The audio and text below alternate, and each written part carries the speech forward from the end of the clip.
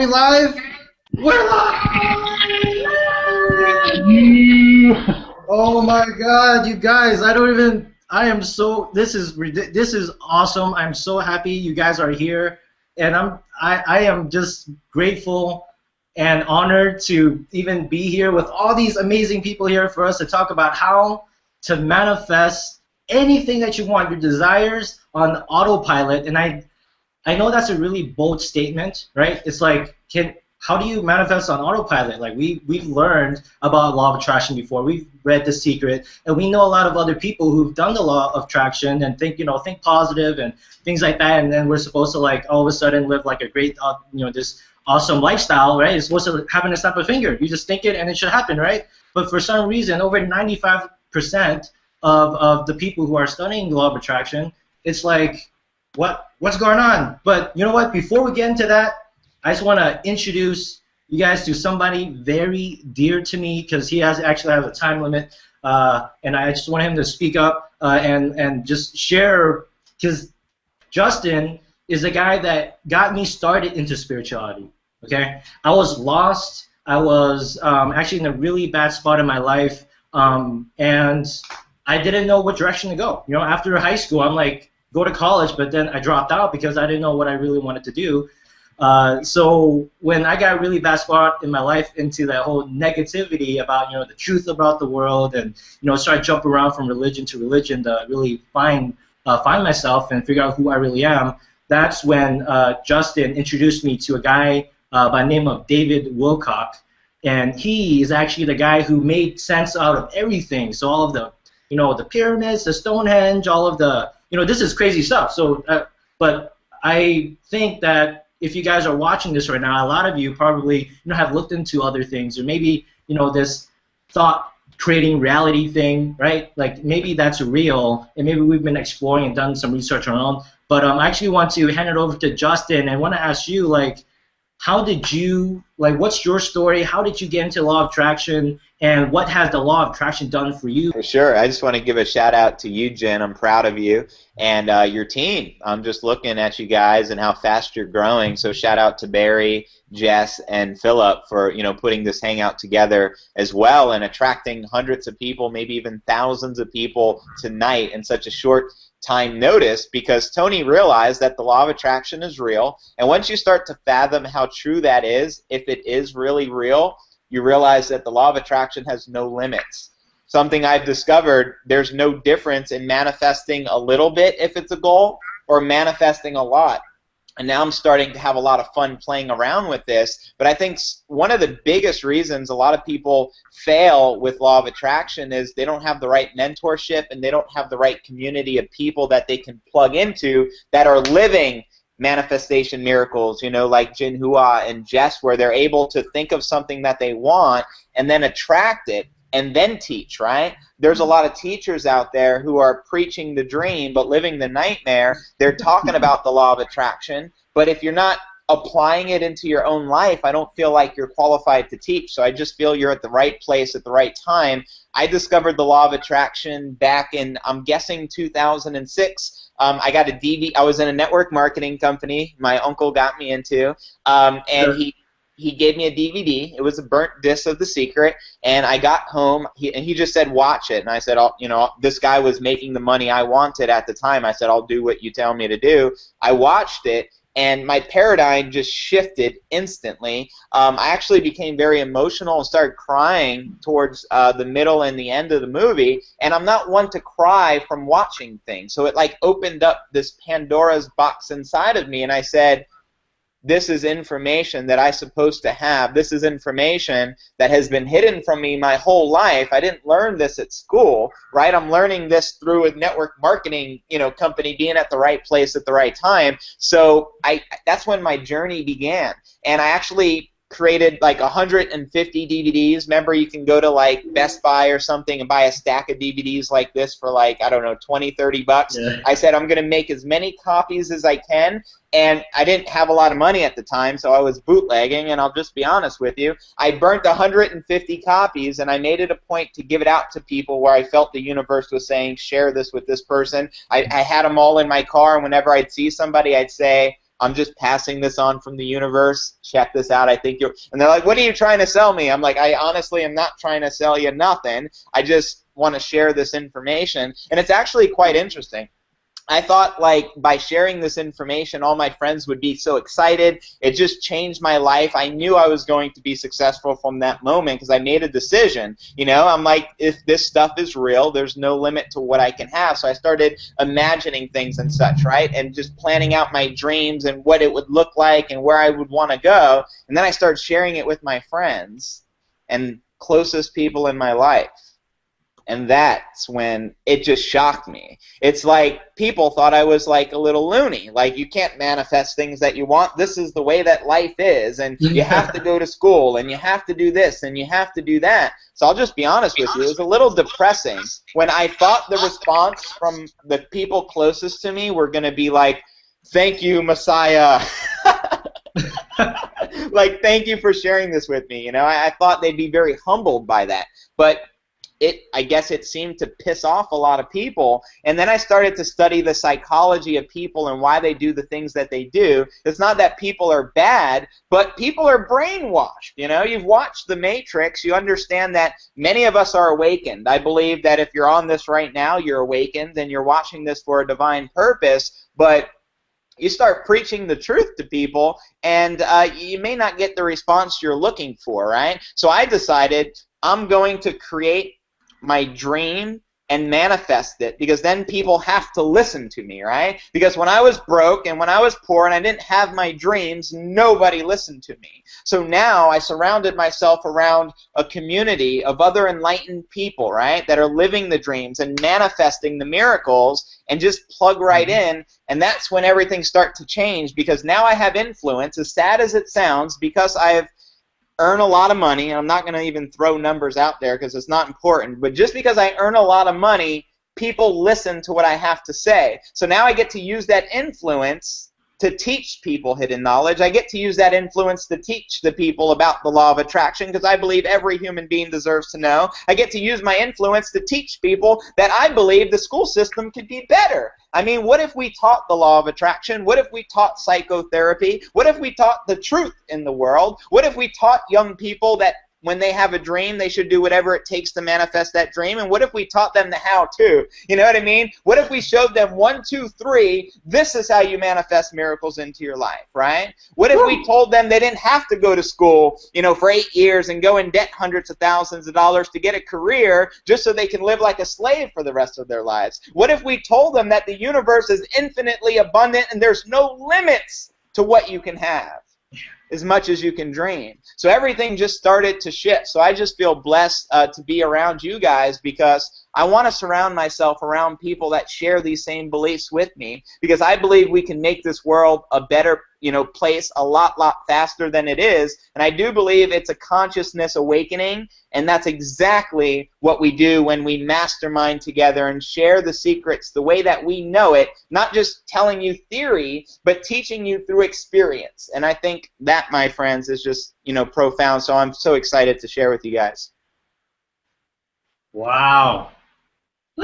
That man, I love the people we're around. Like, I love you guys. I love our whole community, because before I thought I was the only one. You know, I was like, am I the only one who thinks about this stuff? I'm the only one that like cares about this law of attraction. Am I the only one who, you know, want to consider the idea that thoughts create reality? Like, am I the only one here? Or there's people all over the world who are in the same position that they just want to find some place to plug in. They want to find a family to go to. They want to find a community. They want to find people who are going to basically support them, right? To let them know that, hey, I believe in you. I know you're struggling right now, but you can do this.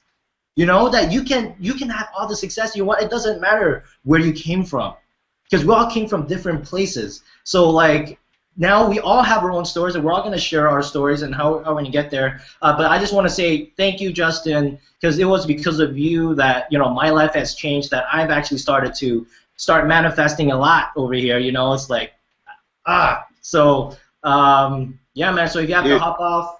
Yeah, I totally appreciate you. I just believe, why can't you have your cake and eat it too? Why can't you make a lot of money and just help a lot more people? The biggest thing I see with a lot of movements and people that want to create change is they don't have any resources to make their incredible ideas a reality. And if you don't have the resources, you don't have the funding, then how can you create change in this world? We can manifest anything that we want, and there's no limit to what it is that we can manifest. So why not manifest the resources we need to create the change in the world that we need to create? And maybe one day there won't be a dollar amount like on things, and maybe there just be everything be open, because I believe we can have a utopic society like that. But in the meantime, while money still buys food and money still buys resources and can help make things happen, why not create a lot of it? Why be afraid of it and fear it? Why not just welcome it into your life and then do good things with it? I believe that if you have money, it's going to show more the person you are. A bad person with money is going to continue to do bad things with it, maybe start wars, like our government does. But a good person with money, they can create change. They can fund these communities of self-sustainability like Jen and Jess are doing, and be able to do this amazing things in the world. And that's why I'm looking forward, to our future. And I just want to say I appreciate you all for having me out here. I appreciate you, Jen. I'm going to hop off now, but I'll be talking to y'all very soon. Love and light. Woo. Thank you. Love you, man. Thank you, guys. Wow. Was that powerful or what? I'm so honored to have him here. So why are you guys here, right? So maybe you guys saw an ad somewhere, maybe you're on Facebook, or maybe a friend cared about you enough to actually bring you here, because what we're going to talk about again, it's to how to manifest. How do we do it?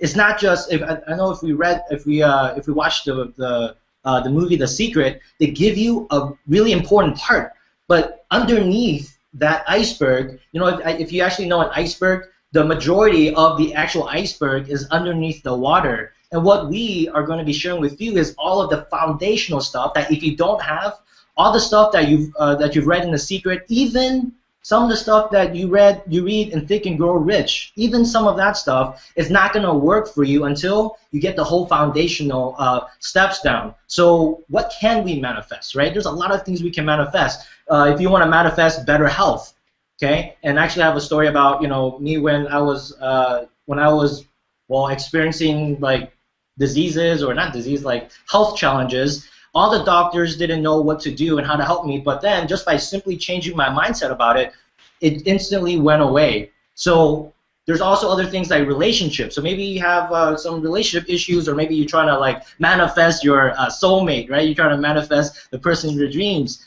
You can also manifest that. Maybe it's like a lifestyle that you want. Maybe you want to manifest yourself into another job, okay? Or maybe you want to manifest a dream lifestyle or money, okay? Because money, just like Justin was saying, that a lot of times, I know for me, I was resisting money because I was like, no, I'll see all these rich people, they're like bad, and I don't want to, money is evil, and money is the root of all evil and things like that. So we're going to cover a lot of these blocks, a lot of these challenges, and how to overcome a lot of them. So when all the junk is out of our minds, then we can finally see clearly.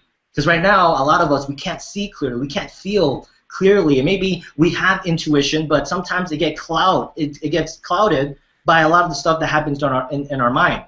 So what are we going to be covering tonight? Okay, we are going to be covering the traditional law of attraction mindset. Like, what is it that we learn in the traditional, law of attraction, manifestation, all of things that we hear about, and how what we are going to be teaching you here is different from that. And then by knowing the missing pieces and you merge the two together, then everything will start happening. And we're going to show you a little simple method that we discovered towards the end of this hangout. That's it's gonna change the complete game. Like, it's gonna change everything.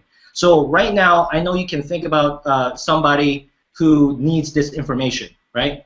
There's somebody out there probably going through some troubles, going through some stuff, and they might need to know how to overcome a lot of their blocks, overcome their fears, overcome whatever issue that they might have right now. And I am going to tell you right now what we're about to get into very shortly here. I'm looking at the outline that we have on this huge whiteboard over here. Okay, we're going to cover those things. We're going to cover all the steps, and not just like motivational talk and inspirational talk, because you get that a lot, right? But we're going to give you more practical steps, things that you can start implementing right now, implement tonight, so that way you can start seeing immediate changes. That's extremely important. So if you can, share this event with other people, okay? Maybe share the Facebook event, or maybe just share this page. So just copy and paste the URL and put it on your Facebook, send it out. Okay, let's get as many people as we can here, so that way we can change the world faster. So let's. I'm actually gonna want to introduce you to our co-host. Is Jessica Wink. Okay, I actually have to like click on her picture, as that way she shows up. Okay, Jessica Wink. Okay, and Jess Wink here. Okay, you know how I'm like the manifester Jedi and things like that. Well, she's like the veggie magician, right? We gave her the veggie magician name because she's vegan, and like when I met her, I thought I was like the manifester, and then she just starts instantly. She like instantly like manifest. I'm like, what? How is that even possible? So, yeah, Jess, take it away. All right. Well, thank you guys all for coming. I know we have a really great lineup for you, and you're not going to be disappointed. So like Jin said, if you've got anybody that you can think of that would benefit from hearing more about how they can attract some more positivity into their lives, invite them right now, because they are going to be in store for some great stuff just the same way that you are. So basically, what I want to just start out with is to introduce you a little bit more about exactly what it is that we're going to be talking about. So we have some very specific things that we have in mind right now that about the law of attraction, and we want to just debunk some of those myths for you. So I'm going to go ahead and share my screen with you guys here so you can see my little presentation. All right, so with the traditional law of attraction, there's some certain things that we've all experienced that have given us a lot of times a bad taste in our mouths. We've experienced that with the law of attraction. When we want something to happen, it takes a long time to get it. And so we start to feel like things are too difficult, and we start losing our way and losing our practices. It takes a lot of conscious effort in the traditional law of attractions in order to actually get what we want, because we end up getting burnt out from it. It also has required us to be really proactive and carefully conscious about controlling our emotions, which is really difficult to do when we first start out, and we can start to lose some of our gusto because of that. Also, it comes to us in the traditional law of attraction through practice only if we fake it until we make it. And that, to me, is really incongruent with actually trying to accomplish anything, because with the law of attraction, we know it actually is the case that what we think of is what comes to us. So if we're constantly putting out that energy of, actually believe what I'm trying to get to is true in my life yet, then we're actually pushing it further away from ourselves. So those are some of the law of attraction myths that we're going to debunk with our upgraded version. So in all of the practices and all the things that we've been learning from our great mentors like Justin Berenji and other successful people that we've been practicing with and studying from, and with the years of practice that we have collectively between each other doing all of these things, we've actually learned that none of those myths are true, and that with simple upgrades, we can actually make change happen instantaneously. So no more waiting. There's no more wait period. I'm sure so many of you are going to be so glad to hear that, because there's so many things that we want to change, and not being able to do them quickly enough is one of the biggest fallbacks that we have. We also have learned that we can consciously control how much effort it takes to make it to the next level.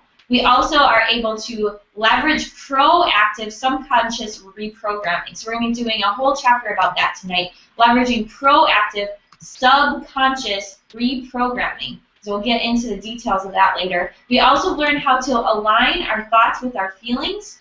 So we can now make everything in our conscious and our subconscious align. So there's no more discrepancies, there's no more inner battles that we're going against that we're not even aware of for the most part, and we're just take those away completely, so you don't even have to be aware of it even anymore, because it's not even an issue. We also have learned that we can state what we desire in a way that's congruent, and so now instead of fake it till we make it, we believe it to achieve it. So the energy of that is completely differently different, and we are seeing some dramatic results because of all of that. So we're just super excited to share all of that with you. What we're doing here, we do it on a daily, consistent basis. It's not like, oh, let me just, manifest here and then that's it, and then you wonder when the next time is gonna be. No. We manifest every day, every hour, all the time. And right now, I'm not like I'm trying to get manifesting like every moment here, right? That's kind of difficult. So let me see on our line where we get back to. So. Well, basically, I mean, just like Jim was talking about, so it's a matter of consistency, right? So with the traditional law of attraction, everything has to be slow and difficult. That's not any way that we can get consistent results. So when we talk about our upgrades and the way that we want to teach everybody and how we're manifesting consistently, that sounds a lot better, right? We want to make sure that we had methods that anybody, including ourselves, could stick with and see results with consistently. Because any technique is completely worthless if it doesn't make you feel like you are doing good or that you feel like you want to quit. So we need to remember that learning, whatever it is, if it doesn't work, we're not going to be sticking with it. So we're here because we have, as a team, gotten consistent results, and we worked hard to put this message together on how you can put manifestation on autopilot.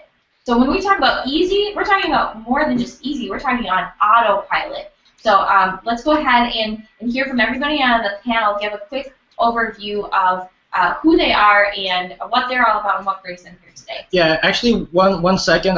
There's some logistical things that we're trying to figure out. By the way, so you guys know, Jess and I are actually in the same room. Okay, so it's kind of difficult to get the mic and the camera angle. We're having like a video crew here doing all of this for us, right? So with that being said, we're going to go ahead and let Barry tell his story. So Barry is one of my best friends in life. Everybody that knows me all know that if I have to pick one best friend, it's going to be Barry. We've known each other for quite a few years, and it's actually interesting. I'm just going to do a little plug back into our history, because when I first met Barry, just like Justin was saying earlier, when we are just starting out in our journey to manifestation and creating our own reality, we can speak our vision all we want because we think we found the answer to everything, and we're so excited to shout it out to all of our friends and family, and maybe they won't quite understand what we're talking about. And Barry can tell you a little bit from his own perspective. He thought I was woo when he first met me, because I was talking about this stuff at work all the time, and nobody else was talking about this, 10 years ago. So I started out the journey all by myself, and lo and behold, I pulled Barry into it with me. So here he is today, and he can tell you a little bit more about himself. Yeah, I'd say that's probably an understatement. Not only did I think you're like a little bit crazy, I actually thought you're a lot of bit crazy. Everyone's trying to mute themselves, right? We can't hear you. You can't hear me? How about now? Oh, I can hear you. Can you? Yeah. All right. Cool. Sounds good. Yeah. So I didn't think you're a little bit crazy. I actually thought you're a lot of bit crazy. But we'll kind of get into that. I kind of had the experience that a lot of people in the corporate world have, which is I lost my job completely out of the blue. Like no idea what was happening, and it just like one day, boom, it was gone. And a lot of the people, and probably even a lot of people that are on this webinar right now are watching this, have probably experienced that at one point or another. It's having a job, having a really stable income, having expenses, like a mortgage and all that kind of stuff, and all that stuff being ripped out from underneath you. And so actually, myself, I just spent about because before that, while I was at that job, that's actually when I got introduced to Jess, and so when I was no longer at that job and stuff, I actually took about 5 months where I chose just to not work, and I lived off of my savings and that kind of stuff. I used that 5 months to just kind of develop myself and figure out what my belief systems were, and like religion, theology, and science, and all that kind of stuff, and really what I want to be able to do with my life in the long run. And it was really cool because I spent about 5 months just like developing me. It was the coolest thing. And then it was really funny because even though I believe in the law of attraction and all that kind of stuff, and I was putting a lot of these practices into place, I didn't realize like how powerful it really is when you put like you put your effort into it until I had an experience while I was taking that 5 months off. So at the end of that 5 months, I was like, all right, it's time for me to get a job. And so anybody who's watched The Secret or knows much about the law of attraction, there's vision boards that are out there. I created myself a vision board during the 5 months to kind of help myself manifest figure out what my purpose was. And again, going back to what I said before, I already realized it all the time before that. I just didn't accept the fact that I already knew it. So I decided, all right, cool, it's time for me to go back to work. And then all of a sudden, just out of the blue,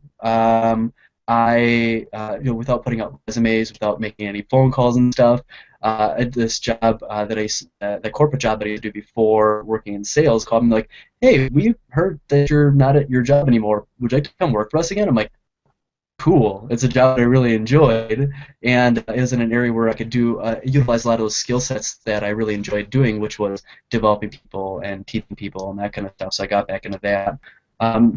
That's me in a nutshell, but not in a nutshell. Awesome. Wow. All right.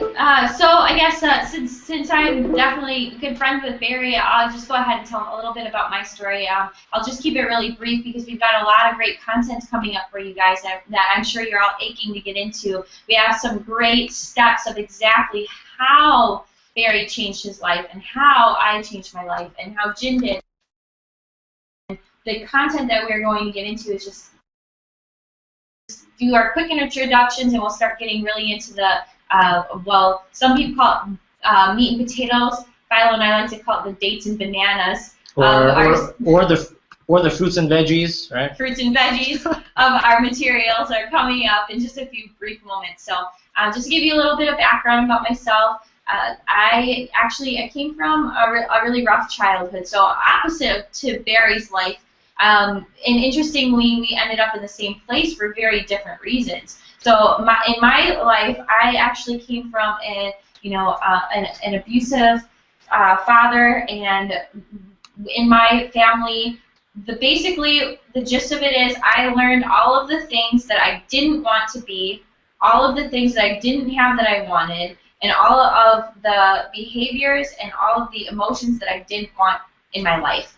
And so that really pushed me to realize that I had to fend for myself and that I needed to try really hard in life, and that it started to shape my belief system to think that everything has to be really hard. So I started out my life thinking everything has to be really hard and you have to struggle in order to succeed. And so I did that. I struggled in everything that I did, and I worked my butt off. I worked 4 jobs when I was going to college. I got my first babysitting job when I was 11 years old. I was babysitting for 4 kids for $2 an hour. Then I got when I was in college, I had 4 jobs when I was trying to put myself through college, and I finally realized that I could still be or do whatever I wanted, and that I wanted to feel like I was successful, and the way that I thought I had to do that was to get a corporate career and to become really successful. So I pushed myself really hard, and I struggled, and I realized that after 8 years in the company, and after having 5 promotions, and ended up being the leader of an entire region in sales and development training, and being executive to the a consultant to the executive for the area, that I still wasn't happy. And so I had to do things to change my life around. And it was when I realized that I was already manifesting all of the things that I got in my life by applying myself in my mind, I was able to create all of these promotions, and I was able to create all the hard working success that I got. Now I'm able to apply that in all the areas of my life when I started realizing how that worked. So we're going to get into exactly what that looks like in just a little bit here. So let me just hand it over to Philo. Philo, can you tell us a little bit about yourself within about a minute? Yeah, sure. I grew up average kid. Actually became really overweight early on in my life, and I had to make a decision at some point that I didn't want to be overweight anymore. So I lost about 100 pounds actually, which you can believe it. I'm quite thin now, but yeah. So I lost a bunch of weight. I got pretty depressed in my childhood and didn't really know what to do with my life. So it was a while before I realized that if I didn't change, that nothing would change for me. And I really want to get to the meat and potatoes, like everyone's saying, so I'm going to keep it short. But yeah, so eventually, long story short, my family got foreclosed on. We lost our house. We had nowhere to go, so I ended up living on a ranch about 4 hours away. I grew up in LA, so that's where I grew up. But after we lived there for about 2 years, again, I had this realization: if I don't change, then nothing will change for me. So I began to really make some serious changes. And there's 3 critical things that allowed me to change, which I won't get to you just yet because we're going to get to that in just a few minutes. But those 3 things, which you will learn about in a few minutes, those are the things that really allowed me to like escalate quickly out of a really crappy situation. So that's my story in a nutshell. Now I travel the world, inspire people. I love everything about my life now. So hope that's quick enough for you guys. All right. Well, guys, let's get into some of the stuff, okay? Let's get some of the stuff because there is a lot of information. And I know some of you guys are like, just give me the stuff already. Just give me, like, why you guys keep going on about the story and then storytelling. Guys, the point, okay, if you guys, and then I actually saw a comment somebody asked, is this, you know, the your wish is your command? Is this what this is all about? This isn't just about any one particular thing, okay? We've actually studied a lot of different things, but for me, I'll be honest with you, I used to not be a reader. I actually still don't read all that much. I actually came from a background where when I was in school, like I failed science class in 6th grade. How the heck do you fail science class in 6th grade? I got a 15% in that class, and also in English class, I actually cheated a lot of my vocabulary tests. Okay, so just so you guys know, like the background that I came from, like I haven't. It took me I went through a long way to get to where I am, and what I learned is that our experience is our best teacher, guys.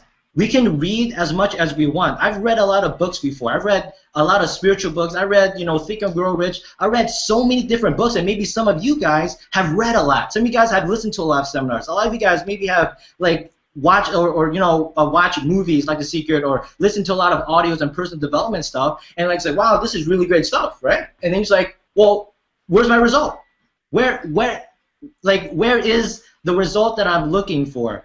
When I got into a relationship, I thought I knew it all, and I started to be so much in my mind and let the ego take over because I knew everything, right? Have you guys ever felt like we just know everything? Well, I knew everything, that I separated myself from who I really am. So now I'm all up in the mind, I'm all logical, and I can't feel anymore. And it took a 10-year relationship. I'm 25 years old right now. It took a 10-year relationship to end for me to get to the point of where I am right now. Because when that ended, I felt this void in my chest. There was like this hole in my chest that I didn't know how to overcome. Okay? It got so bad. I was yelling, I was feeling frustrated, I was feeling angry, I felt like really needy, right? I'm like, I needed something, and I realized that because I attached myself to her, meaning I identified myself to her, when she left, I lost myself.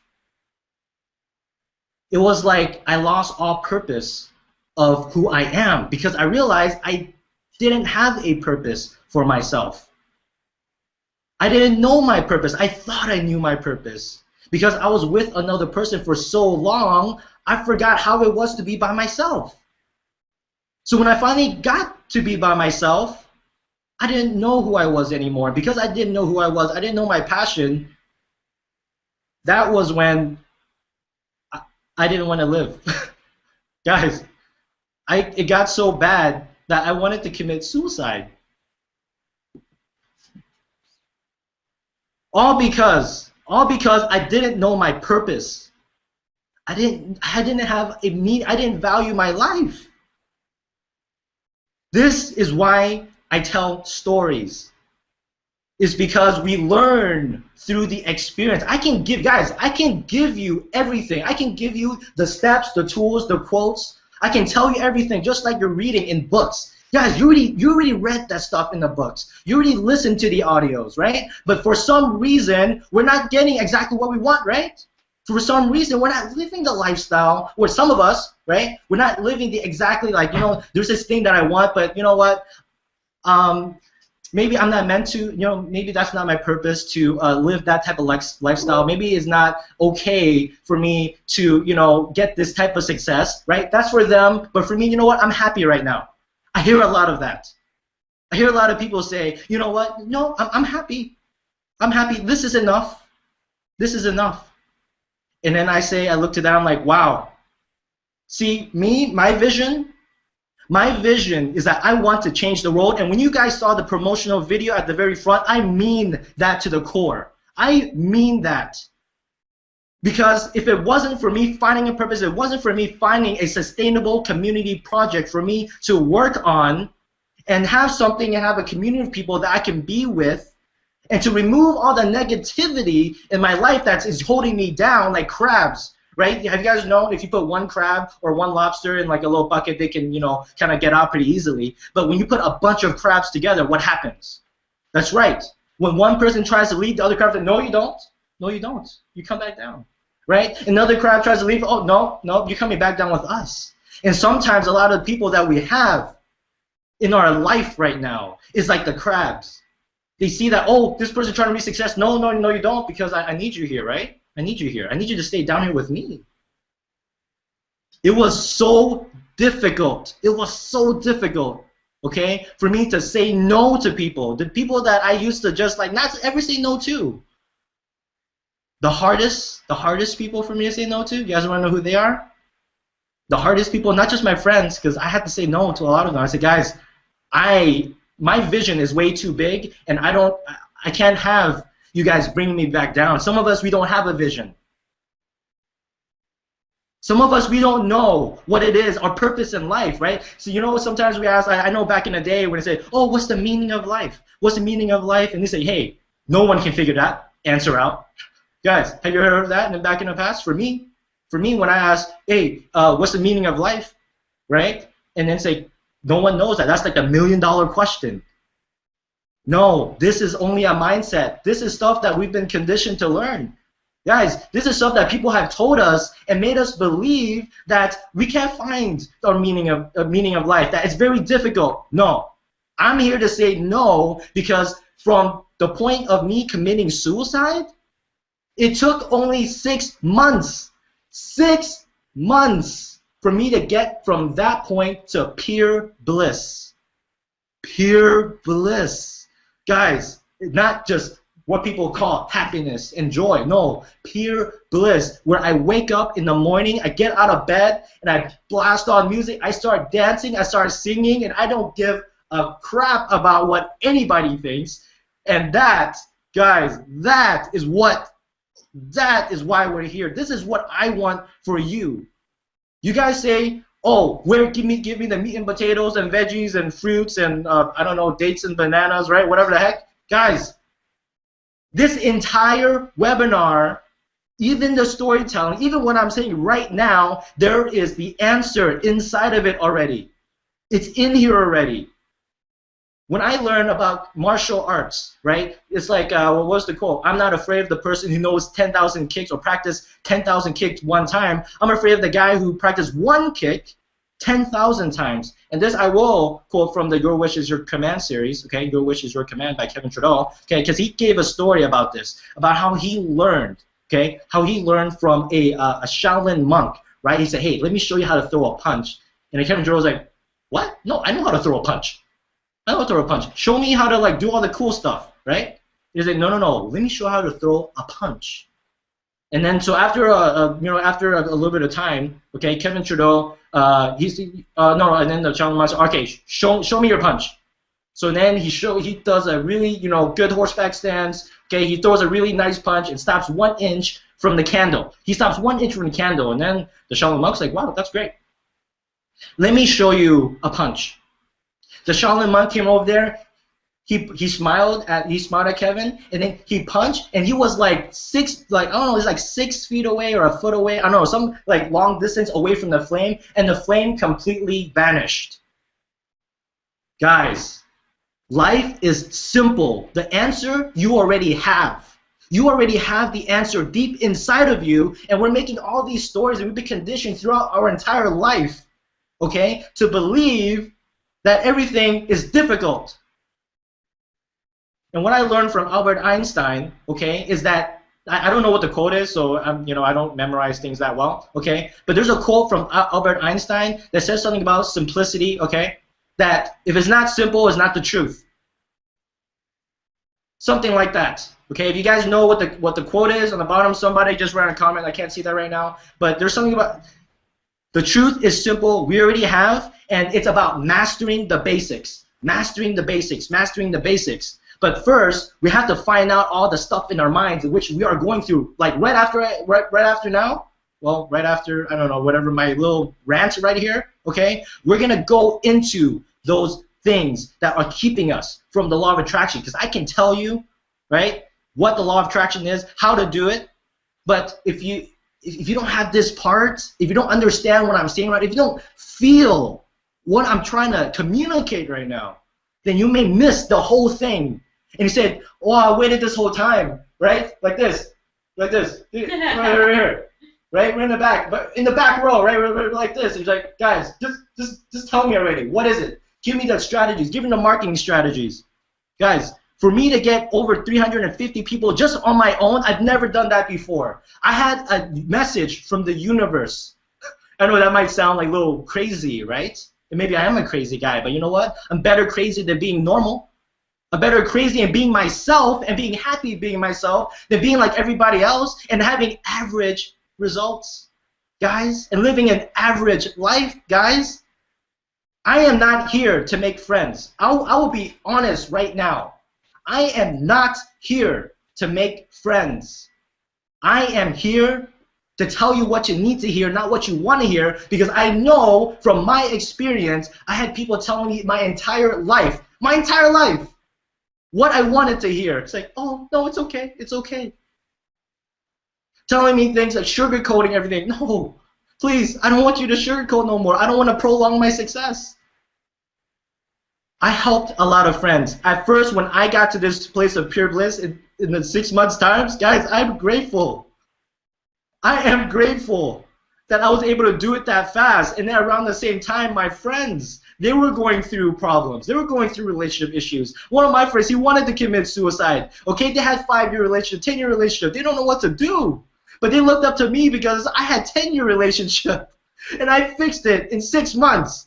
Now every single one of them are living the lifestyle that they want. They manifested their dream girl, their soulmates. It's not, I know, guys, I've read some of these comments, okay, that we have. It's like, guys, it's not just about soulmates or manifesting this, manifesting that. It's a lifestyle. Yes, it is a lifestyle. Okay, it is a lifestyle. But isn't it great that we get to basically manifest whatever we want, whether, we want to judge it like right or wrong? Isn't it great that whatever we want we can have? This is what we're going to show you right here, is because the reason why I'm doing this is because I figured, for me, I got to that place of bliss. And then I showed my immediate circles the place of bliss. And then when I started to manifest, when I started to have miracles, when I started to have synchronicities, they started to witness. They started to witness all of that. Guys, here, let me do a test. I'll give you the answer right now on how you can manifest anything that you want. All right, ready? It's very easy. It's like one word. Belief. All right, guys, I'm done. Guys, I'm done. Okay, guys, that's the content. See, that's not enough, is it? No, it's not enough. I found my gift in every single one of you. Every single one of you are a unique individual. I believe that every single one of you are like X-Men. You have this superpower that no one else has. You have the superpower that no one else have. You have a gift that the world is waiting to receive. Guys, you have something. No matter how much value that you might not think that you had, because I was that guy. I was a guy back in the school days where nobody really wanted me. I had a bunch of acne everywhere. You know, I had really short. I looked like a boy, and I was very immature, right? I was so shy walking up to girls and things like that. Guys, at that point, I was a nobody. But now I had the confidence. I learned how to get it. I want to show you guys how you have something. You have a power, and all the struggles that you've had. Maybe you're in a really bad situation right now. Maybe you're going through this turmoil. Maybe you're going through some situations that's like, well, you feel like you can't do anything about. That you think this is it. This is never gonna change. No. No. I'm here to tell you that yes, you can change it. And yes, you can manifest a different reality. And yes, you can manifest all your whole desire, and the sky is not even the limit. The stars are not even the limit. The cosmos is not even the limit. There's more and more and more. I believe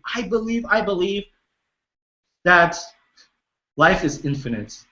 That love is infinite. Guys, love is infinite. God, the universe, infinite. There are no limits but what is on your mind. All the stuff in here, all the stuff we've been conditioned to think, all the stuff that's keeping you back here, say, all right, look, stop talking me up, all right? All right, stop yelling at me over here. Right? Some of you guys may be thinking that, probably in the back seat, right? It's like, what are you guys talking about? Right? You guys, damn, snap out of it, okay? It's so much better on the other side. Just open up. Open yourself up. Just, guys, take a deep breath. Ready, guys? Take a deep breath with me, ready?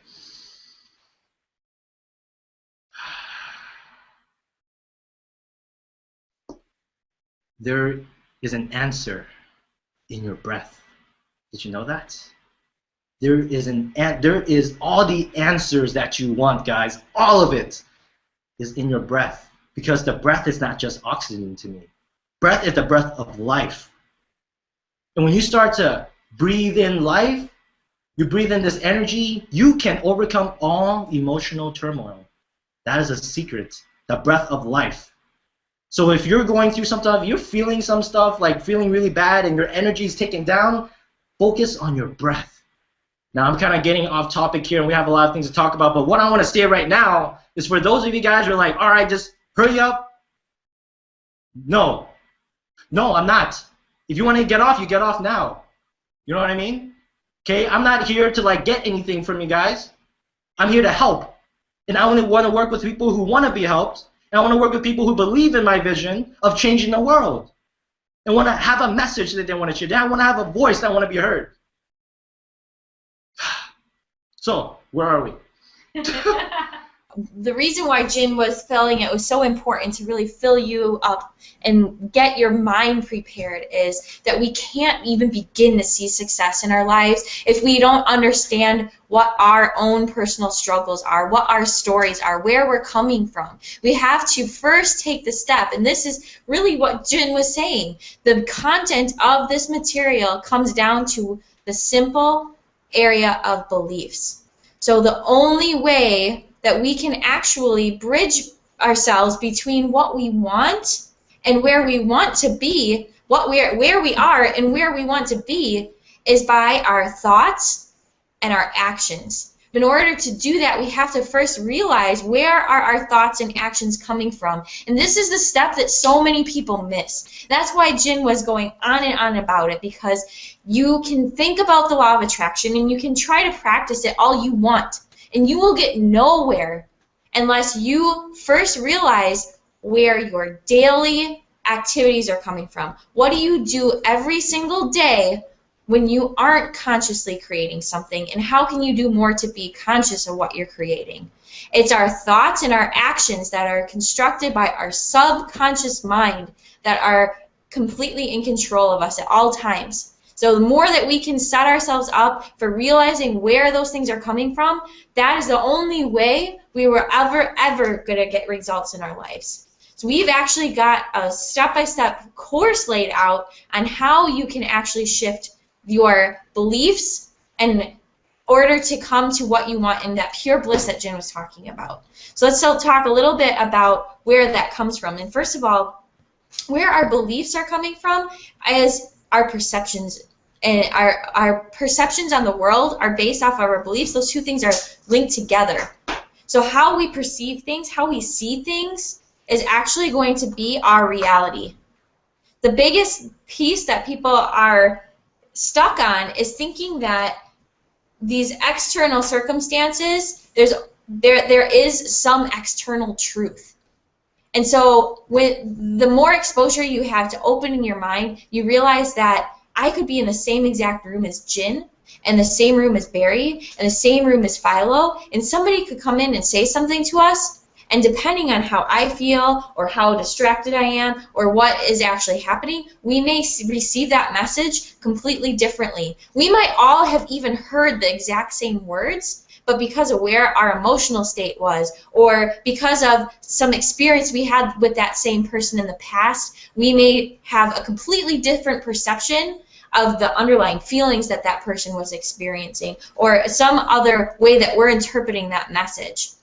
So we have to realize that we are all wearing glasses all the time that shape how we see reality.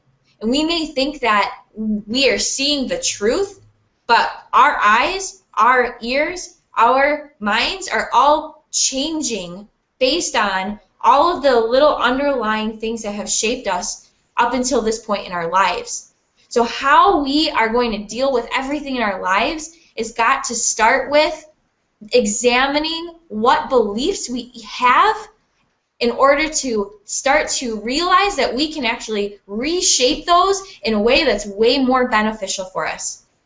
So that's step number one, really realizing where our beliefs came from and what they are. We can't get anywhere until we can realize what our beliefs are, and then we can start to change them consciously. I'll pass it back over to Jin so he can add us a little bit more about beliefs. All right, so beliefs. There's a lot of beliefs that we have that keep us from where we want to go, okay? Beliefs, there's a lot of different types of beliefs, okay? And conditioning that we've gone through. So a lot of it can be like, let's give some examples, right? So of beliefs, okay? School, okay? So basically, our school system actually helped condition our beliefs to believing things have to be a certain way, right? Our parents, actually one of the big factors that actually affect our belief. The biggest factor, because, I mean, if we really think about it, when we're born, who's our God? It's our parents, right? Because we don't know anything else at that time. It's like our parents are like kind of like our gods, right? Like we don't even know.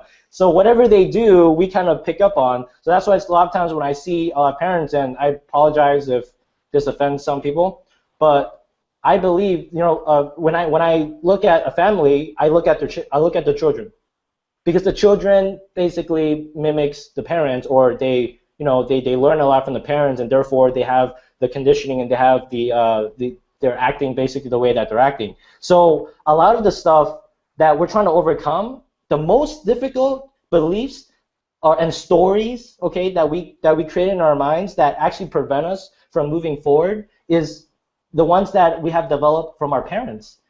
And in order to see the bigger picture, right, because ultimately why we're here, why are we here on this webinar, okay, or this seminar, or whatever, I don't even know what's the proper term, I just make up names and just call it things. But why are we here on this seminar? We want to learn how to manifest our desires, right? But here's how manifestation works. So that right now, for people who want to know like the steps here, I'll just tell you the steps right now because it's so easy, but just by me telling you, you're not going to get it, right? That's what everyone already done. Everyone's already told you what you need to do, but not a lot of people are getting it. So I'm just going to tell you what I know right now. To manifest your desires, first you have to have an intention, right? You have to know, you have to set an intention. Well, a lot of times we don't even know how to set an intention. We like say, we write it down, and then we say, well, I am rich, right? Or I am successful, I am sexy. Right? So it's like I am all of these things, but then like we don't set it right because there's actually a process to it. We don't feel it. We don't feel like that's what we really believe in. It's just we heard other people doing it, and then we think that's the way we're supposed to do it. So if you guys are writing things in your journal and say I am this, I am that, and you don't believe in it, you know what? Do you know what you're really doing? Okay, and this is me speaking from experience. You're actually pushing that away from you further and further and further and further. They don't tell you that. Okay? That's why I am telling you that, because I know that when I did that, it didn't work. So what did I have to do? In order to set my intention, I have to be clear. I have to be clear on what I want. I have to know my vision. I need to know my purpose, because ultimately, it's not to manifest our desires. That's not what we really want, okay? To manifest an autopilot. I know you guys are here because you say you want to manifest an autopilot. That's not why you're really here, okay? What we really want, in all of us, we want the same thing. That's why it's very simple. What we really want is to be happy. That's it. Can I exit now? No. Okay. Anyways, guys, what we really want is to be happy and being in alignment and to realize who we really are and to live fulfilled. That's what we want. There's temporary happiness, right? There's still things you go out, you go to a club or something, you go drink some alcohol, right? And it's like, yeah, woohoo, woohoo! Or try to be with, you know, a particular person, right? Relationships, right? We want to be a particular person, and we try to find happiness through another person. We try to find happiness through an external circumstance, but we can't find happiness through an external circumstance. You might feel it for a little bit, but you know what? It's gonna go away. Why? Why? Is that the way it's supposed to be? Is it supposed to be same crap every day? Right? It's supposed to be, you know, I ask you, hey, how's your day going? I remember people used to say, you know, same shit every day. Okay? But that's not the way it works. That's not, well, that's the way it works for, I guess, for that person, but that's not the life that you are meant to live. Okay? What you're meant to live, well, what is whatever you want to live. Okay? And that is to understand how to live fulfilled. And in order to live fulfilled, we need to remove all of this stuff so that we know what we really want. Because a lot of the things we say we want in life is not what we really want. Have you ever said, oh, I want something, and you get it? It's like, you know, it's not. You know, I get it. Sometimes I get a video game, or sometimes I can't really think of an example right now. But there's like some things that I say I want, or oh, I know one. I have to go back to relationships because like my whole story is about relationships, right? So so when I say I want something in a particular girl, well, yeah, that's what I want. I wrote it down, but then I get that particular girl. I'm like, no, that's not what I really want. So how do we know what we really want? Well, first, we have to remove a lot of the stuff in our minds. That's where we're getting down to beliefs. You see how I just brought it back to beliefs? It's because I can't just talk about beliefs. You guys are not going to understand what I'm talking about. That's why I have to go around all this, like, you know, beat around the bush a little bit and come back to beliefs so that we understand what beliefs even is. A lot of the quotes that we read, right now I'm going randomly on again, a lot of the quotes that we read, like, was it a teacher, student, when the student is ready, the teacher will appear. Okay, this one right here. When the student is ready, the teacher will appear. I remember vividly all the breakthroughs I've had with that one quote. Why? It's because every time we get to the next level, we have our breakthrough, we become a different person. Once we become a different person, everything is different. Everything, like our whole life is now not the same. We are no longer our past. Guys, we are not our past. Every time you learn something new, you are a whole new person.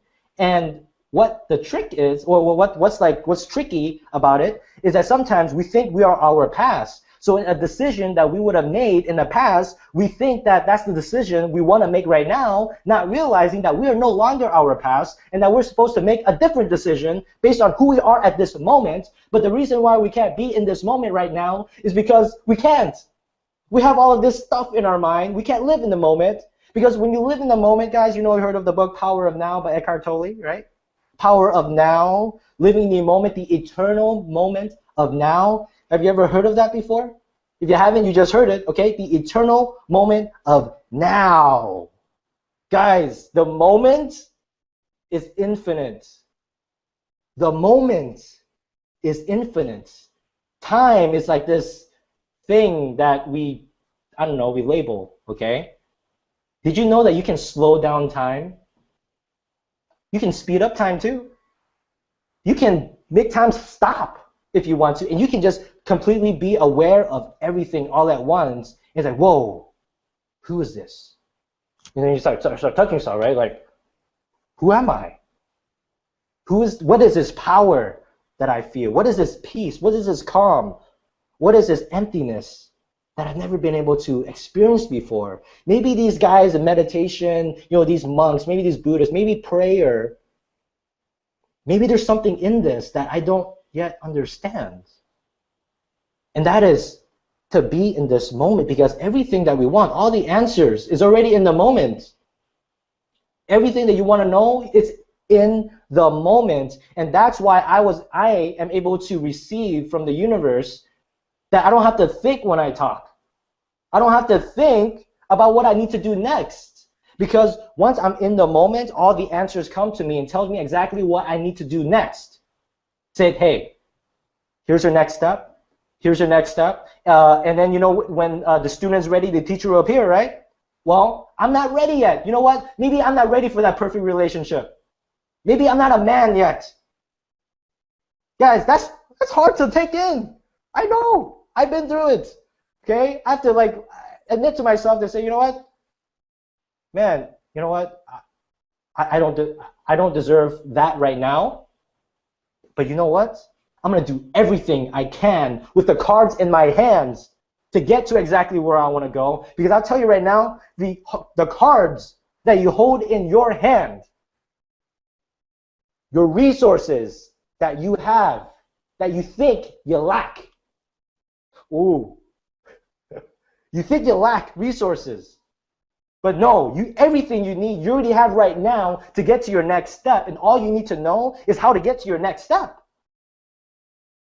And what that next step is, well, I guess you guys are here, right? This is kind of great. So, all right, beliefs.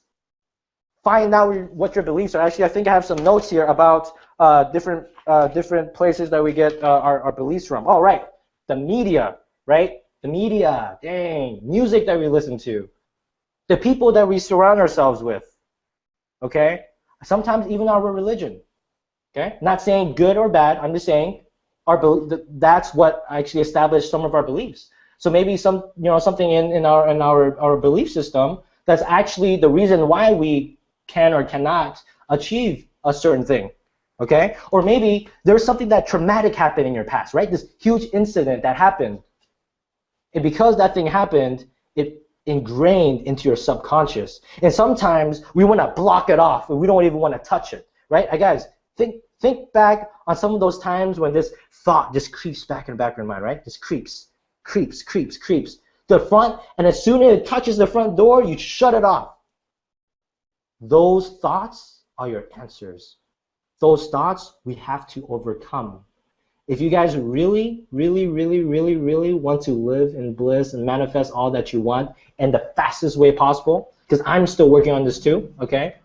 The more that we overcome all of these things, the faster that we can manifest. And there's a lot of different things we're going to be sharing with you pretty shortly on how to do that. So, holy crap, did I just take up like 30 minutes? I don't even know. I did. Oh, crap. Sorry. All right. Anyways, beliefs. Identify them. When you have a block, when you want to get somewhere, right?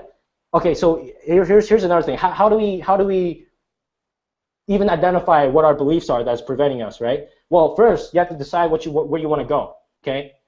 Maybe the intention you have right now isn't your ultimate purpose in life, right? Okay, that's fine. That's fine. Okay. Find out what it is that you desire right now first, and then figure out what you have to do to get there, and then you do it. Okay? Because it's very simple. Success is simple. Whatever you want is very simple. The reason why it's difficult is because we have these blocks. These blocks can be our beliefs, the things that, okay, so when you're resistant to something and you know you have to do it, ask yourself, why? Why am I resisting this? What story am I creating right now that is preventing me from moving forward? What stories do I have in my mind? What am I saying to myself right now that is stopping me from taking action? Once you figure that out and you dig deep, you find the root cause and you nip it, completely bring awareness to it, then you can fully heal yourself. Just like going to the taking drugs at the hospital or what, like health industry. When you take drugs to treat your symptoms, that's just the surface. The core issue is still there. No, what we got to find out is the core. Why do we want to do that? Because we don't want to continue this cycle. This cycle, right, of temporary happiness and then falling back down. Temporary happiness, falling back down, and we got to break that cycle. The only way to break that cycle is to find the root cause of what that is. So I am complete on beliefs. Let's get to the next part.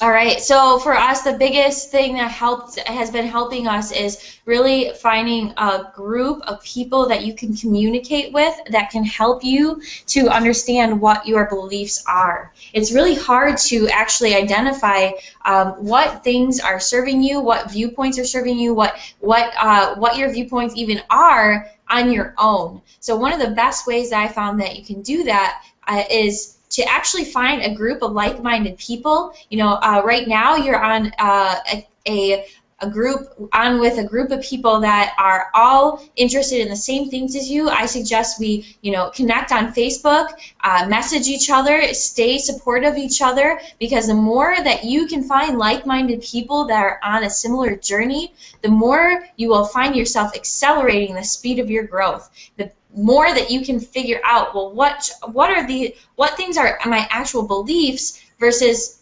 what things can I do to actually change my life. So there's different things that we put into our minds, different ways that we can come up with ways to feed our belief systems, and we're going to actually be teaching you how you can put intentional beliefs to work for you rather than completely reacting to life. So instead of being a victim in life, instead of finding ourselves where we feel like life is living us, where we feel like we're always having to react to things, that life is something that happens to us, we can actually shift into a perception and a perspective where we are the hero of our own reality. We are now the ones that are making the decisions. We are, instead of change happening to us, we're proactively seeking out the things that we can change that are going to get us to our desired places in life.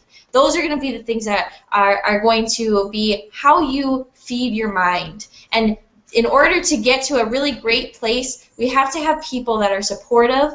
We have to have resources that will support our growth as well. One really key element to being able to change our belief system and change and reshape our mind is to identify our fears and our blocks. In order for us to reach a state where we're actively able to create things, we have to realize what our fears and our blocks are. So it's not just our belief system, it's actually what things frighten me. What things am I purposefully staying away from in life, and why is that?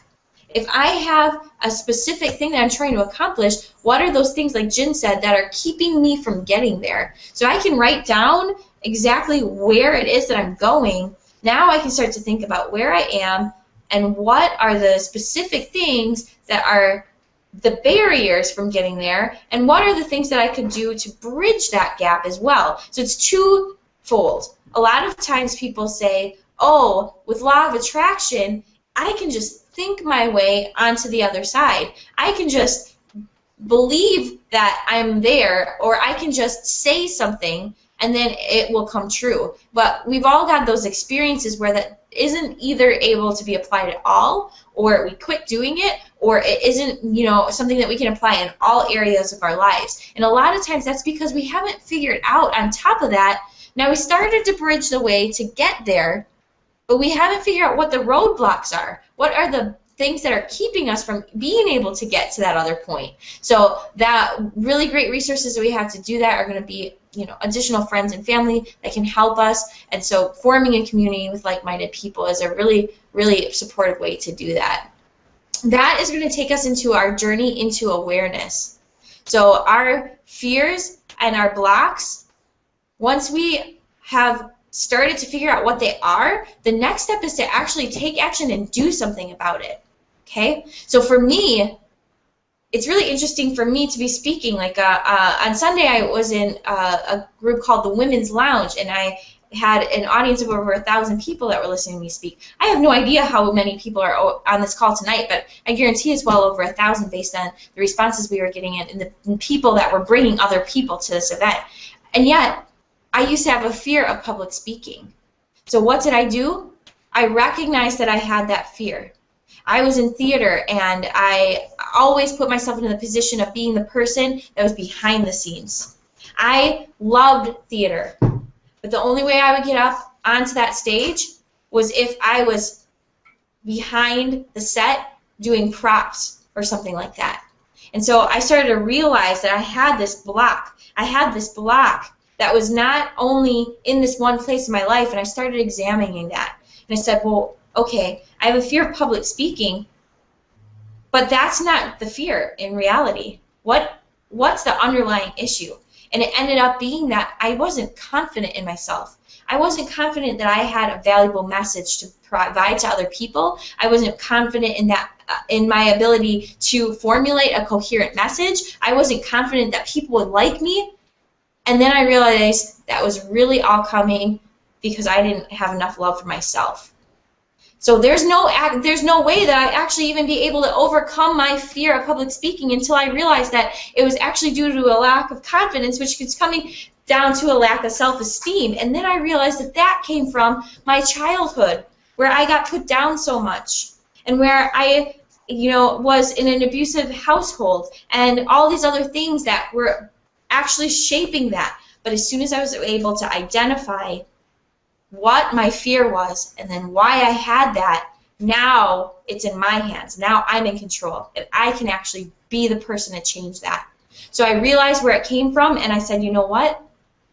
Just because I had that situation when I was growing up and I lived that before, that's not who I am now. I get to control who I am now. So now I can actually put into my thought and my mind that I like who I am.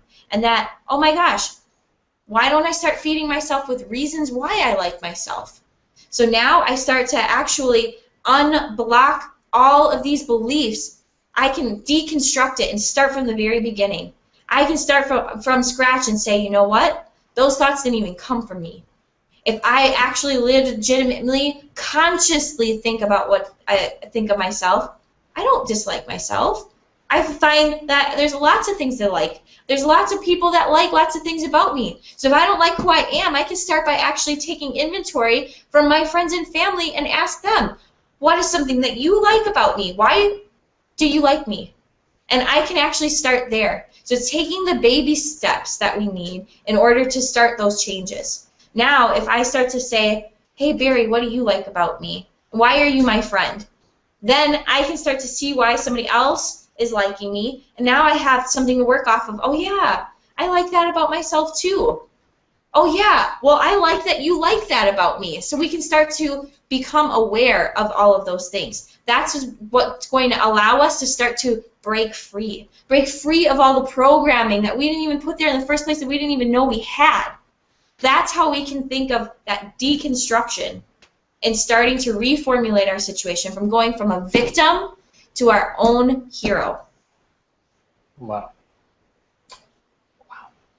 That, guys, was that powerful or what? Like, seriously, just comment below if you felt that was powerful. Wow, I have to give your heads on that. There's one thing I actually do want to talk about fears. I think this is actually one of my fortes, is to overcome fears.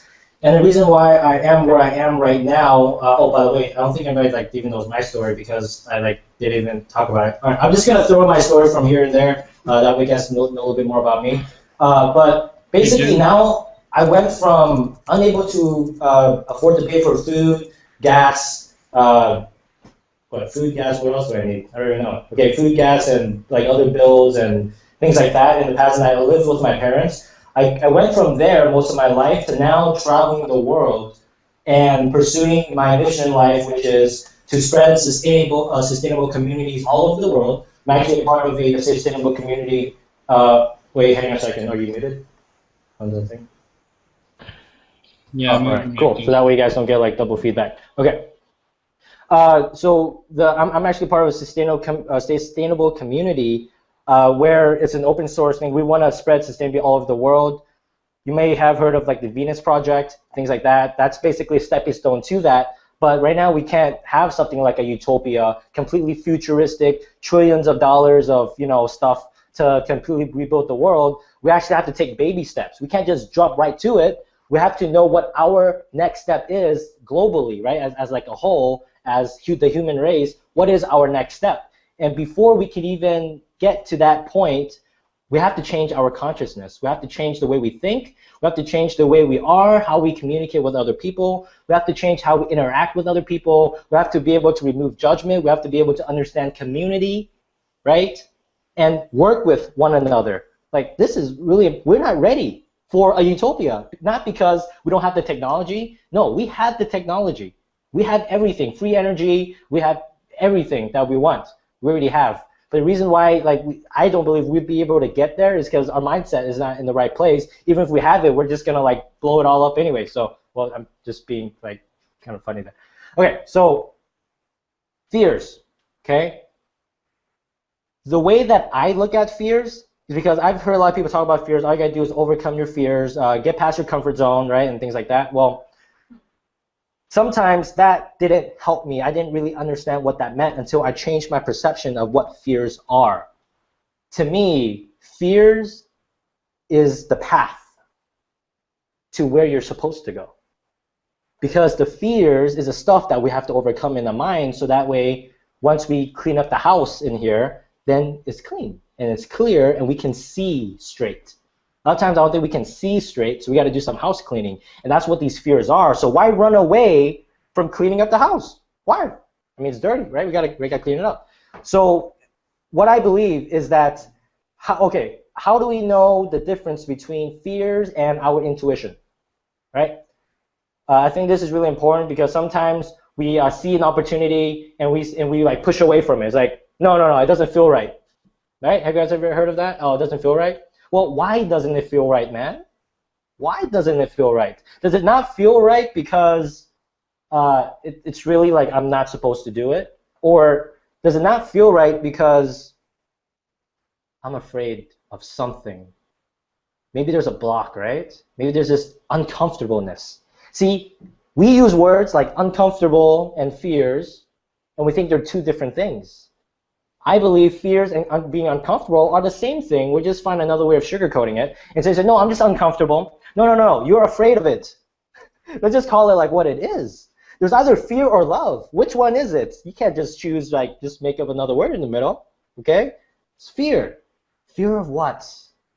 Fear of judgment?